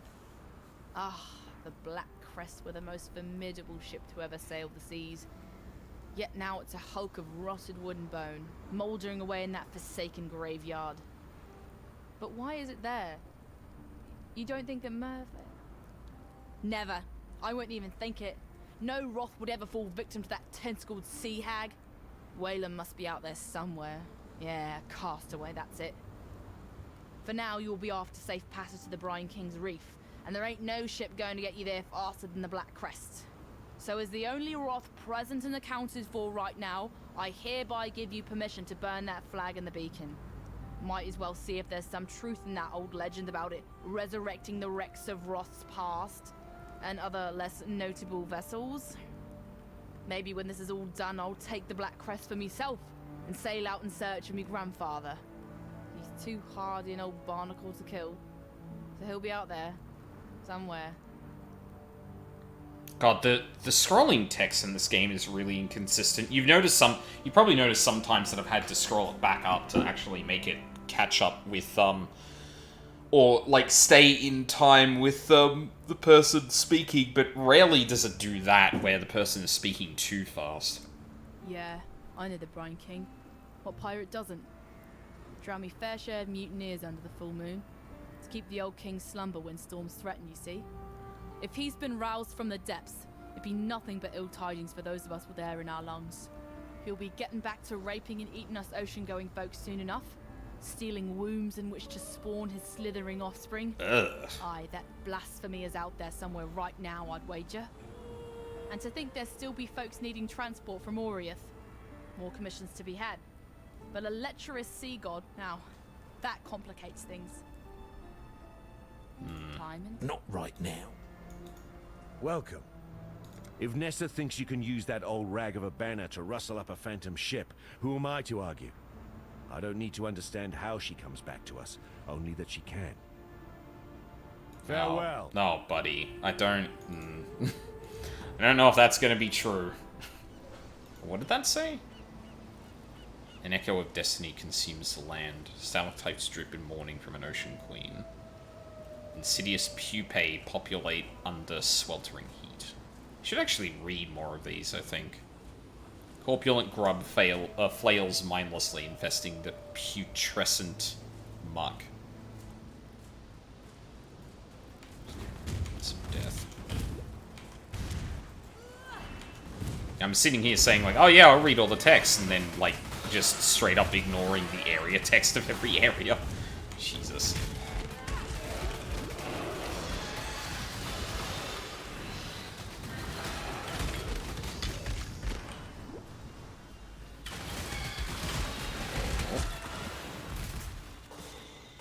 That I spy.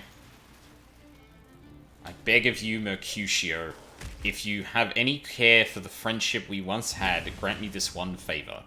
It is true I have my own boat, but that is for hauling in fish. It is not fit to travel the waters I must navigate. My wife needs me, my friend. I know it reeks of madness, but Abby has been taken, kidnapped by the King of Brine himself. I fear too that he intends to make her one of his fishwives, just as the old stories warned us. Please, Mercutio. I have heard tell of your success as a merchant in recent years. Surely you can spare one ship? Let me voyage out and rescue her, or at least bring her body back to rest on dry land. Help me silence the insanity in my own mind. Every night I dream of pale, slime-slick creatures that pursue my boat through the thick, dark waters. I try not to look at them, but I also do. And they look back, their eyes wide with sadness and longing. They are not the eyes born of the sea, Mercutio. God help me. They are Abby's eyes. Benric of Glutton. Hey, can you cut the fucking seafaring music, please? We're in sea horrors right now. This is very inappropriate of you.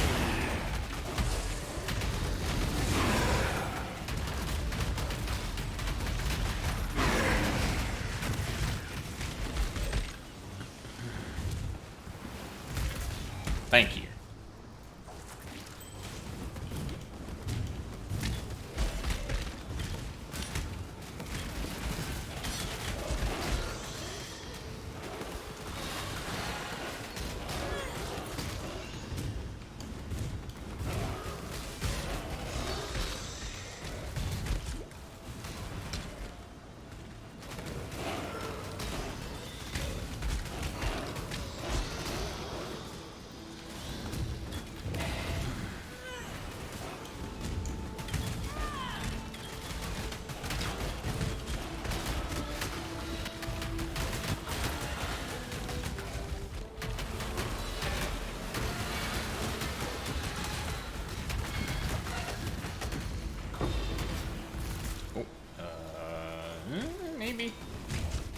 We'll see what that gets.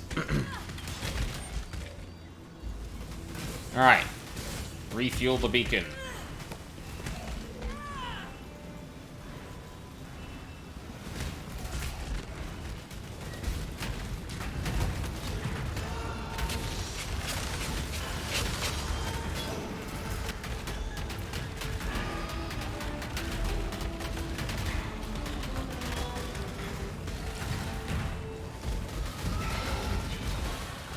I didn't realize how much of a legend the game makes out Waylon to be. Not for any reason, mind you, but he's just kind of been missing for 20 years and all that stuff. Again, I think it's like easy to just kind of for a lot of the story details to kind of sink into the background when you don't like listen to the dialogue a whole lot.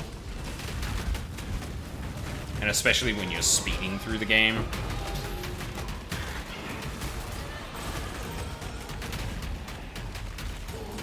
Yeah, we'll see a example of that in the near future because of the event that's coming out for Path of Exile 1 this coming week. I'll need to talk about that after the stream too. We're probably going to wrap up Act 6 here and then call it for the day, I think. So then I might get 7, 8, and 9 done in one sitting. We'll see. And then I might just, like, ramble about, like, some of the end game stuff if I can find a good way of doing that. Or it might just be a shorter stream. Who knows? Alright. Ignition switch. Beacon. Talk to Waylon Roth. Oh, hey! Big ship. Now, if I get this right, there we go. Hi! So you're the shite that's gone and summoned me to the beacon, eh? Damn it all. Says rules and now I'm bound to you. The legendary Waylon Roth, captain of the Black Crest. Cursed to be the undead slave of some lowly outcast. Oh, he's dead. You got an ass for a brain in a tick skull of yours? Of course I'll ferry you to the Brine King's bloody reef. I'd be wanting to discharge this accursed duty and get back to me afterlife. It's not right. Not natural being above water without a beating heart in me chest. So get yourself aboard and be quick about it. A lot of captains just refuse to die. Bawling and chaining after your sorry ass once our journey to the reef is done. Do you expect me to kill the Brine King, though? Monsters that deal with cold damage can freeze you. No. Right. Well, on with it then. Go find yourself a salty sovereign to the throne. Fool's errand, if you ask me. Old Briney will catch you like a fish, but at least with you dead in the water, I'll be free to get on with me own voyage. So off you go, matey. Lord of Salt and Scales, what we used to call him.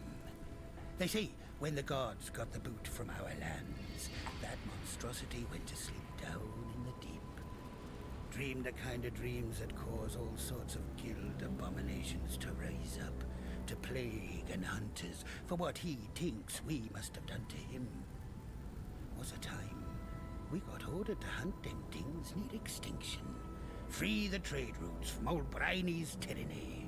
Even so, not a sailor worth his salt who won't sacrifice a lousy deckhand or two by light of the full moon just to keep that overgrown crab slumbering in the Oriath trench. If he's risen again, you bet your bloody ass we'll bug it. Alright.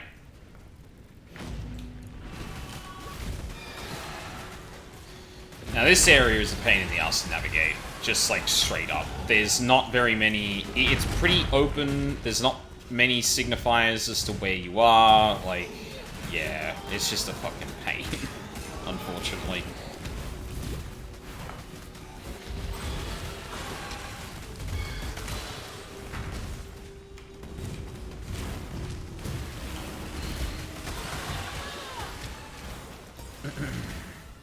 Oh, grab that real quick.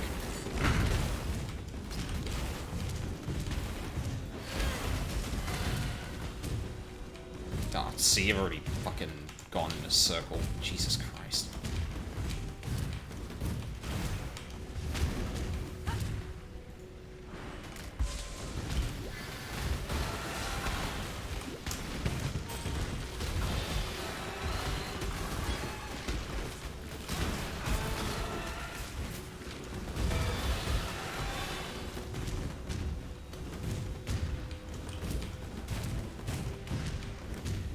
Oh, there's a thing.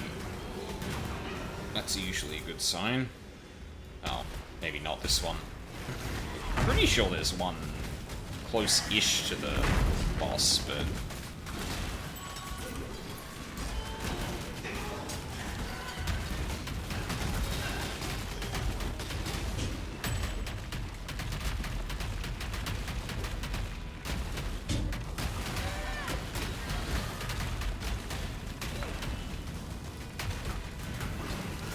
Oh my fucking god. Let me go and read the thing, you assholes.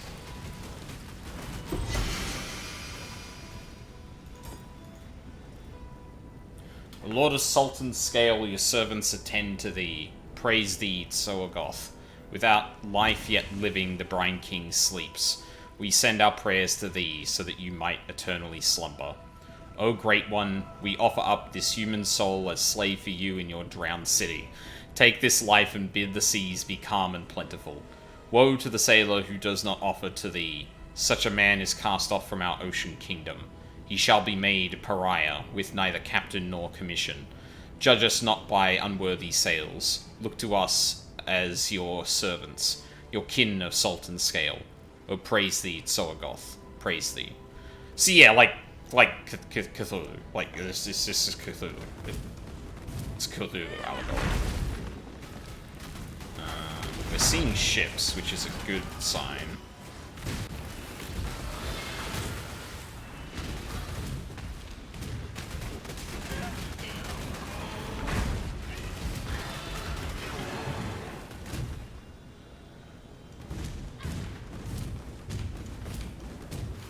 Pretty sure it has to be... I'm pretty sure the entrance has to be north-ish. Or entering the north. I don't think it can be entering any southern part.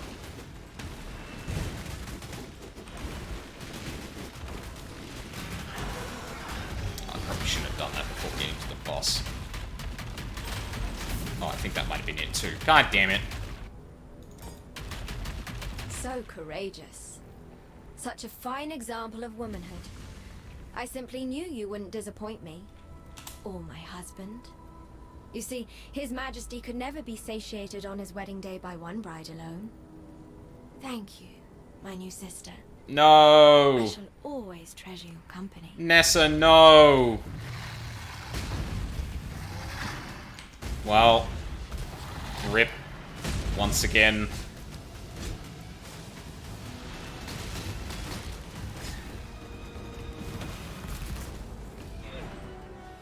So yeah, she's essentially like an anglerfish's kind of like thing, but yeah, bait. Uh-oh. I think I should be fine. I'm fine. I'm absolutely fine. Don't worry about it. Don't worry about it. You did not see that. Ow.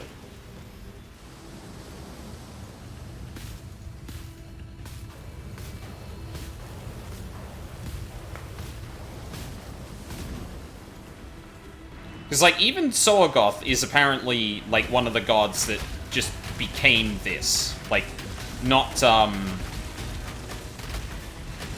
And, like, honestly, given something we'll find out later on, and especially, well, partially because people have already established, like, oh, the gods are formed by the people who believe in them.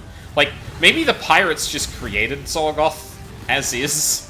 Because they believed something was there. Kind of hard to... It's a chicken and egg thing, unfortunately.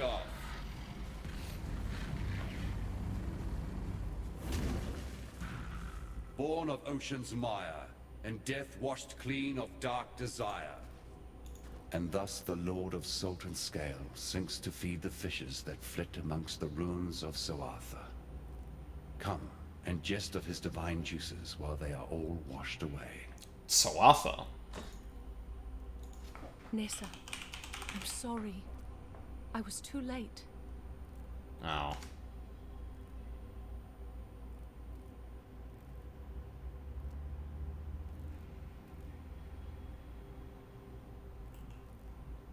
Damn. Alright. You get both of those. And yeah, you'll see there's some text in red there. Basically, like, because I had gotten the upgrades for that in the end game, it locks them until you actually beat the end game. Which is a bit of a shame, but I kind of understand. Like, some of this stuff is, like, pretty fucking, pretty damn powerful. So, yeah. But yeah, that was it. Brian King's dead. Hey. How did you? You're still breathing. Bloody barnacles on me arse. You, my new friend, are a legend of the high seas to behold. I tell you what, I've already done my bit getting you here, but if you're looking to sail onto Frisia, me and the Black Crest would be honored to take ya. Absolutely. Hold on to your cockles, me hearty. The sea betwixt here and Frisia be the most ill-tempered there is. Here's hoping you've as much steel in your gizzard as you seem to in your heart. Cast off! Alright, I think we'll talk to the people at the bridge encampment and then we'll finish up. Hey. Judging by that rather curious ship and its aberrant captain, I imagine you had rather an interesting voyage here. Mm-hmm. Now, Inquisitor Maligaro. We must have his soul. He has most certainly returned to his old haunt, yet his manifestations are like wisps on the wind. There one moment, gone the next. While I am familiar with the phantasmal trails and tributaries that filigree this reality, Maligaro's exact whereabouts eludes me. You should speak with these desperates who cling to this broken bridge, that young Templar scholar in particular. Their mundane knowledge must provide where my enlightened sapiens cannot. My enlightened sapiens? Jesus Christ, dude. There was a time before the beast, bathed in the shadows of lost memory, when men and women like you could ascend. Through rareness of quality and the adoration of their people. Oh, here we go. These few could reach out into the quickening mists of immortality and grasp the power of godhood. Mind you, transcendence is never easy. Like the pains of childbirth, it reeks of agony, tragedy, and sacrifice. The sacrifice most often being of one's humanity. That is simply the way of it. Those of us who seek the immortal throne live long enough to see ourselves become truly monstrous. Yeah. And now that I think about it, yeah, so I guess that is kind of the point here, is that people become gods through the adoration of others and their own... what was the exact words he used again? There was a time before the beast. Rareness, equality, and the adoration of the people. Yeah. So basically, enough people need to believe you are a god, and you need to have the qualities to be able to become that. So, you know, in the midst of doing so, again, you know, a lot of things get sacrificed. Sometimes, you know, people, other time, or, no, many cast off their humanity. The only one who seems to not have, by Sin's own admission, is Sin himself. And he is a bit of an outlier when it comes to the gods in that regard, because he is a god, but he doesn't... He's not as belligerent as the others. He's not as outwardly destructive as the others. Which is actually a hint towards maybe how he became a god, being somewhat different. But yeah, that'll be a discussion for later. Humanity needs us. What'll I do now? This here broken bridge speaks to me some. A fair place to rest my old bones for a bit. And tell you what, with all this sunlight and fresh air, I can feel the calling forth of the poetic muse beneath me trousers. Been a long time since I felt this here compass point in any direction. Now, speaking of navigations and the like, a long time ago, I had a nice collection of riches stuffed away in a lockbox. Being the stupid ass that I am, I buried the thing one eve when I was high in my cups. Can't for the death of me remember where I... Except, I knew it was near this broken bridge. The box has a silver locket in it. It holds the portrait of my late wife, Meredith. It's the last thing I have in this world to remember her by. If you happen across my lockbox in your travels, I'd be appreciating of its return. Alright, I can do that. It's a bit of an embarrassing affair, truth be told. Thought I could return to the golden days, you know. Be a terror of the high seas like in my youth. Problem was, they'd all forgotten me. Those young blighters sailing about, they had no clue who I even were. Figured if I could complete another great feat, like slaying that sea bitch Mervale, maybe that'd earn me my respect back. Suppose I don't need to tell you, that girl is stronger than she looks. All it took were one slip of the old hands, and next I knew, the Black Crest right against the coast, and I'm getting myself eaten alive by that hag. Peeled each separate muscle from my bones, she did. I tell you, it weren't pretty. No, I bet it wasn't. I know Lily be missing me something great, and it cuts me deep not to go visit the lass. Thing is, I reckon she should remember me as I was, not wretch at the sight of the spectre I be now. Let the legend live on in her mind, I say. Pondium? Think of the worst place ye can imagine. That's Pondium. Now think of the gods be damned best whorehouse you've ever had the pleasure of. Oh, Tortuga. That's Pondium. A pirate paradise full of bodies to stab, holes to fill, and devious liquor to imbibe. Brine rots control the whole island and make sure it lives up to the lowest of expectations. Can't imagine much has changed since I was there last.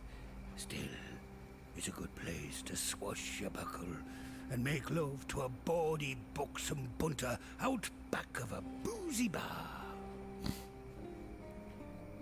Aye, them brine rots be a nasty bunch. Led by me very own flesh and blood, me baby sister Lucy. The rot mother, they call her now.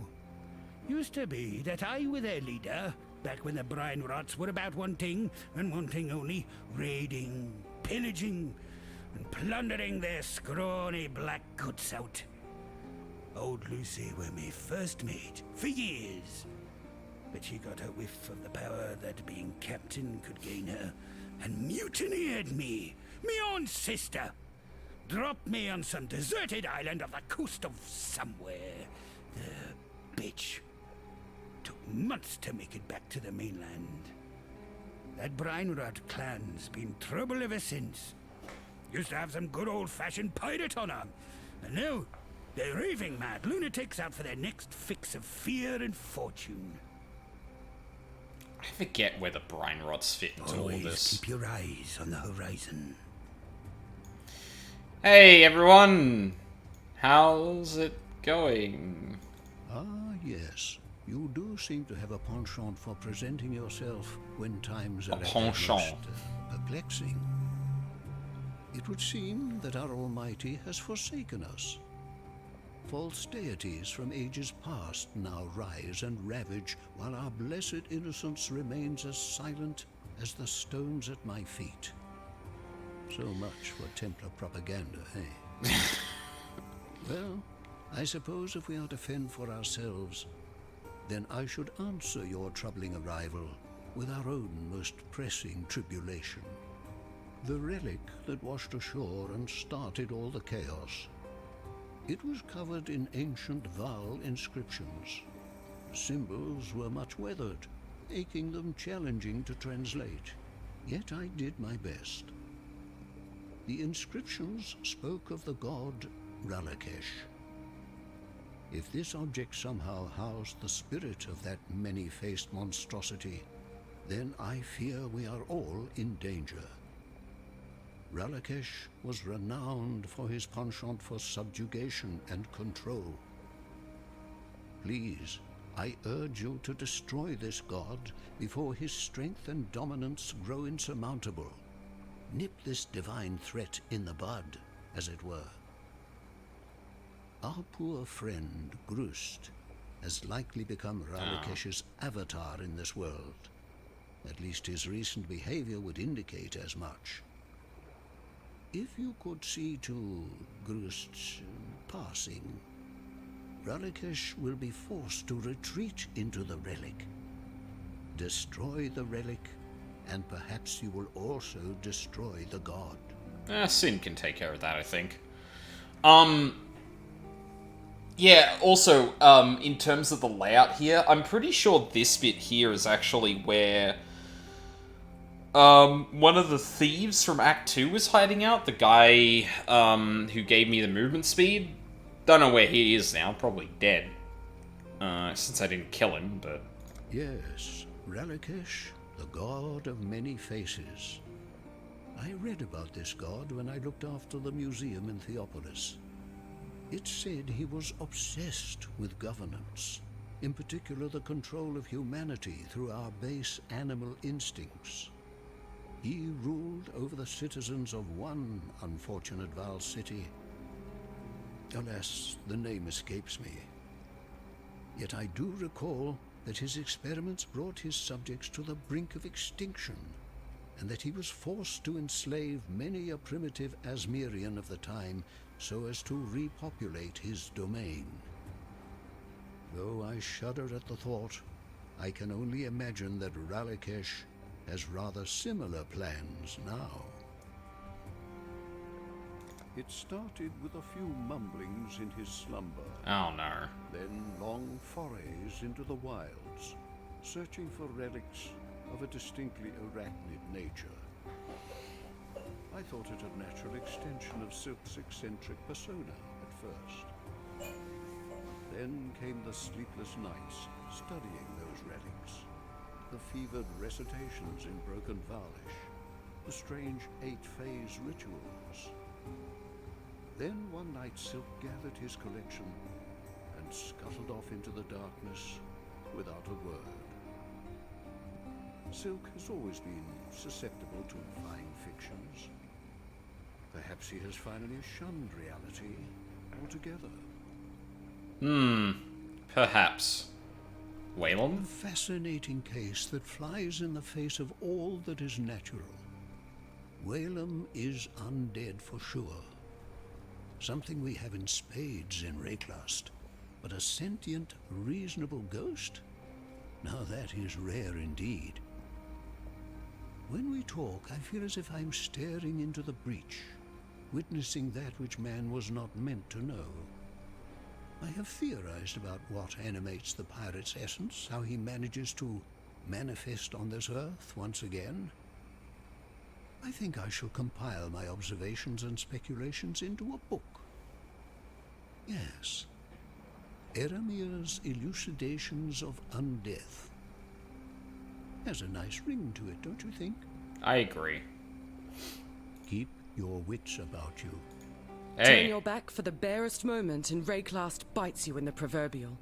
I imagine that's how you're feeling upon visiting us this time. It's how I feel about now. I'm afraid that the Inquisitor's spirit has indeed returned to the Chamber of Sins. Yet while you won't encounter Meligaro by wandering his halls, I do perhaps know how you can find him. Whilst investigating the Fell Shrine, I learned of the existence of a map, forged by Meligaro from his own viscera. This map allowed him to transfer his spirit into another form of existence, an existential safe house to which he could retreat should death ever attempt to take him. Understanding the map's purpose, Vol tried to destroy it, to no avail. So he locked it away deep within the ruins of Frisia Cathedral. Find that map and place it upon the Reverie device in Meligaro's old laboratory. And when you step over that threshold, expect the very worst. Mm-hmm. Don't get me wrong, I've witnessed many unsettling things in my lifetime, but a spectral corsair living next door to me? We reside in dark times indeed, when the living need share their quarters with the dead.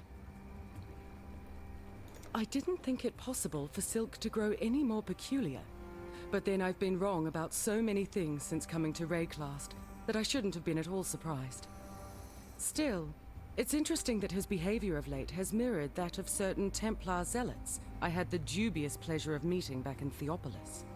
Like them, Silk appeared obsessed with finding answers to this reality in some ethereal realm of divinity.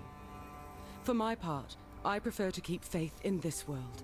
The answers that come from beyond are seldom the ones we want. My poor Groost. A kind man. A strong man. And now... I begged him not to meddle with that relic. It washed ashore after the earthquake, and Groost simply had to know whether it was a danger to us. To me. The unholy thing within that device. It possessed Groost, turned him into a monstrosity. We fled the village, and as I turned back, I saw he was killing them. The stragglers, killing them all, even the children. My Groost is dead. That thing that has stolen his body. Even the children. Destroy it. God. That phrasing has been entirely ruined for everyone, I think. I'm aware that you and Groost had something of a commercial relationship prior to his accident. As is the Asmeri custom, Groost's few possessions have now passed to me. I'm by no means the warrior he was, yet I know my blades and bows well enough. At least it's something I can do to honor his memory, and to keep my mind off things. I really didn't think Helena and Groost actually saw eye to eye. Farewell. That's funny. You arrive. The Great Spirit spoke in my dreams, told me that darkness would again drown our lands. And you, Exile, would walk before the flood. But what is this? You are not alone. A shade, a memory, older even than... No, older than spirit? Fear grips my throat. I shake, but the spirit drapes a warming cloak upon my shoulders. This ancient ghost that follows you, it has the trust of the spirit. And if the spirit trusts, then I trust. He knows about sin. Well, the spirit knows about sin. My heart weeps for our old home. But what the spirit gives, we must embrace. The spirit, it claims who it needs to, when it needs to. There is no sense in sadness. I watched Silk for many days, scurrying to this old Val stone, scurrying to that old Val ruin, always muttering. He talked and talked and talked, yet I heard no one answer. The spirit warned that I should stay away from him. It pained me. Silk is my friend, yet I must listen to spirit. I go from Silk's side, and now he is gone from mine. I do not know where Silk go, but I see him in dreams. He is caught in great spiderweb that stretch into darkness. And that spiderweb, it is full of bones. More bones from more people than I ever see in my life. If you find Silk, please, free him from the web. Don't let him become bones like the rest. Rayclast has changed. Once, I knew my place in this world. I knew my place within the spirit. Now, doorways have opened. Doorways I can neither see nor touch, but through which the spiritless ones pass all the same. The spiritless ones must be driven back. Their doors must be closed. May the Great Spirit guide you in your battles against these ancients that mean us nothing but ill. I belong to no one but the Spirit. I have no need for the sweet words and caresses of a ghost. Whalem, he makes me laugh, and he hears the voice of the spirit. Not in the same way I do. His spirit speaks of the great waters beyond this land. He pays heed to the spirit, and the spirit loves him for it. I do not. It is better to speak to the dead than no one at all. Whalem knows the spirit, but he will not know me. Huh. Goodbye. Well, I'm gonna need to sit down and unpack that one.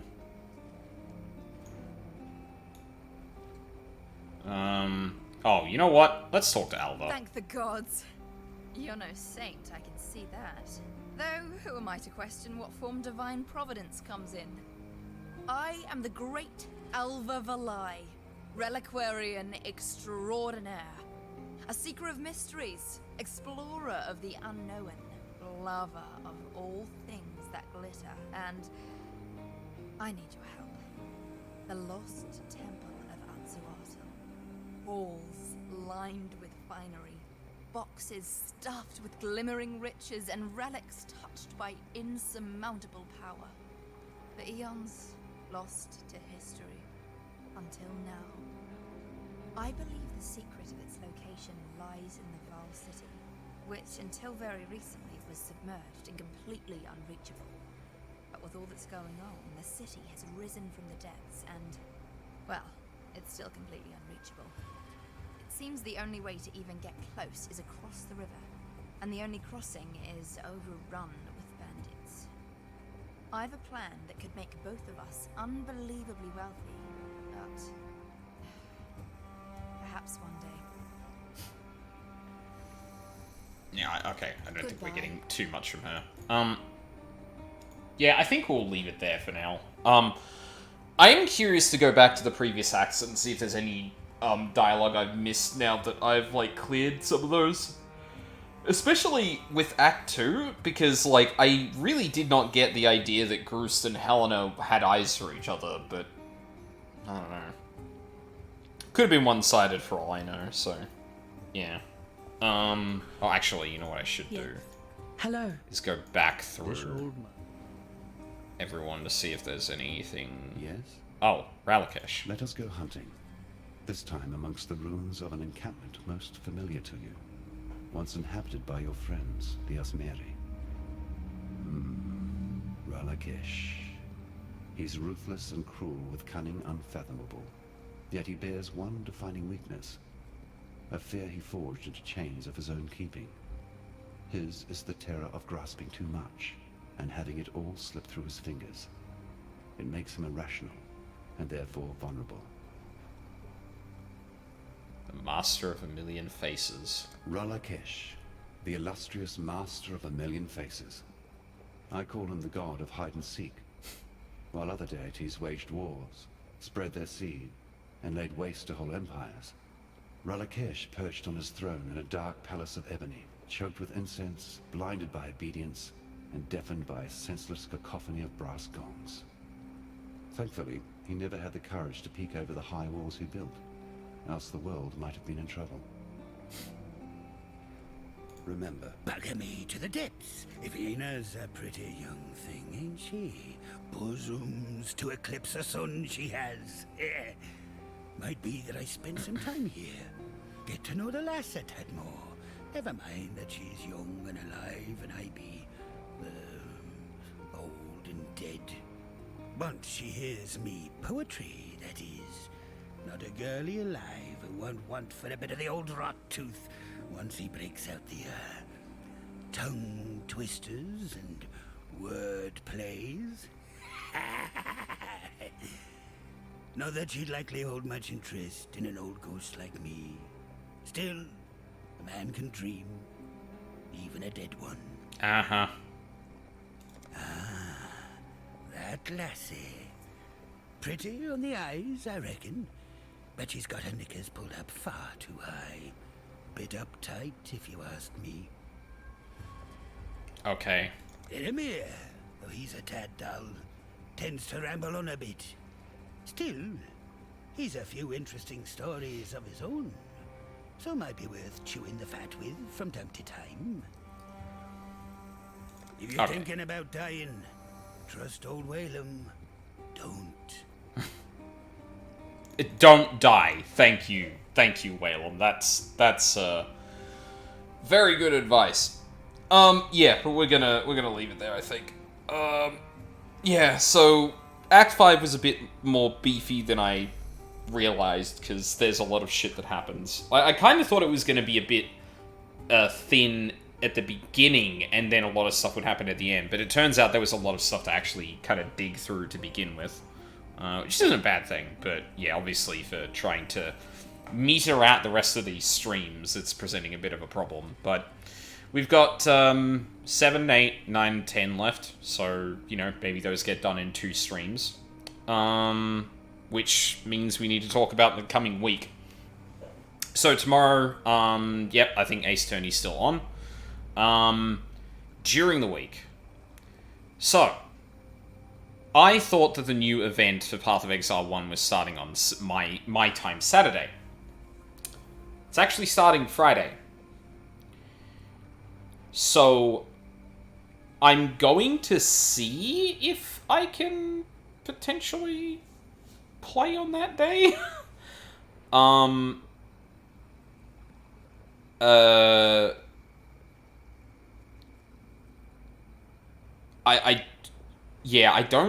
I think I can probably do it.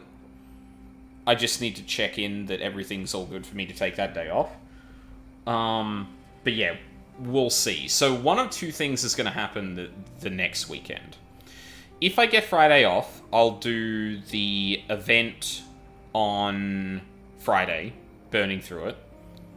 Then Saturday, we'll probably still do Path of Exile again. I might be a little burnt out from it. Yeah, maybe it's not smart to take the Friday off. Because I'm gonna be really, really through with, I wouldn't necessarily, because it's still playing Path of Exile, but it's going through all the dialogue and stuff like that. It is a very different vibe. I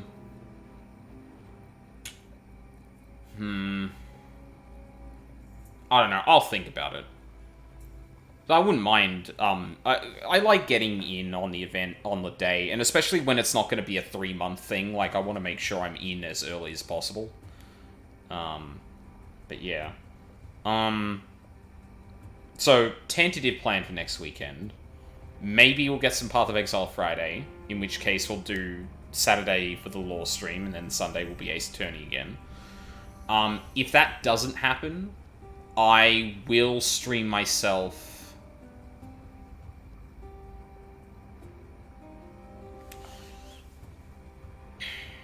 Would I even want to stream it then? So the reason I get up so early for that is because that's when the event launches. If I don't get Friday off, I'll see what happens. I'll play it by ear. I might just do lore and then I'll play Path of Exile like Friday afternoon or whatever.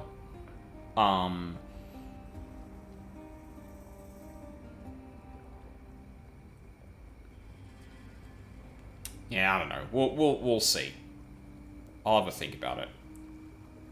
But yeah, because of that, if I do end up taking Friday off, I'm probably going to go to bed early Thursday night, so there probably won't be any streams during the week at all, honestly. It's kind of going to depend. We'll see what happens anyway. Yeah, I think that's going to be it for today. Both Luca and Charles still streaming? Yes. I raided Charles last time. Let's go raid Luca. Oh, no, not slash bimbo cat food.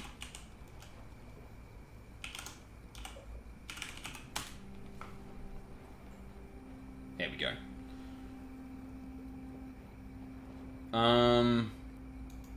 Yeah. Because I raided,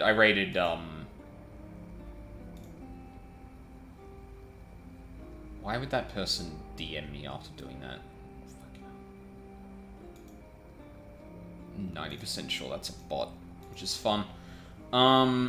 Yeah, so, yeah, more Ace Attorney tomorrow, probably a lot of PoE next week. I'm already trying to, like, theory craft a build. I think I've got a decent one, or a decent starter. I'll probably try and do multiple builds. That might be a good thing to get back into, just, like, streaming during the week, too, is having a PoE league I'm kind of hyped to get back into. But we'll see what happens. Again, grinding through PoE and Warframes tends to be a comfort thing, so not always something I want to stream necessarily. But yeah, I don't think there's much else to talk about. This back half of the story is like basically just slaying the gods, so we'll talk about each of those gods as we go through. Yeah, so thank you very much for watching live or on the VODs. I really appreciate it. I hope you all have a lovely day, and I hope to see you all next time.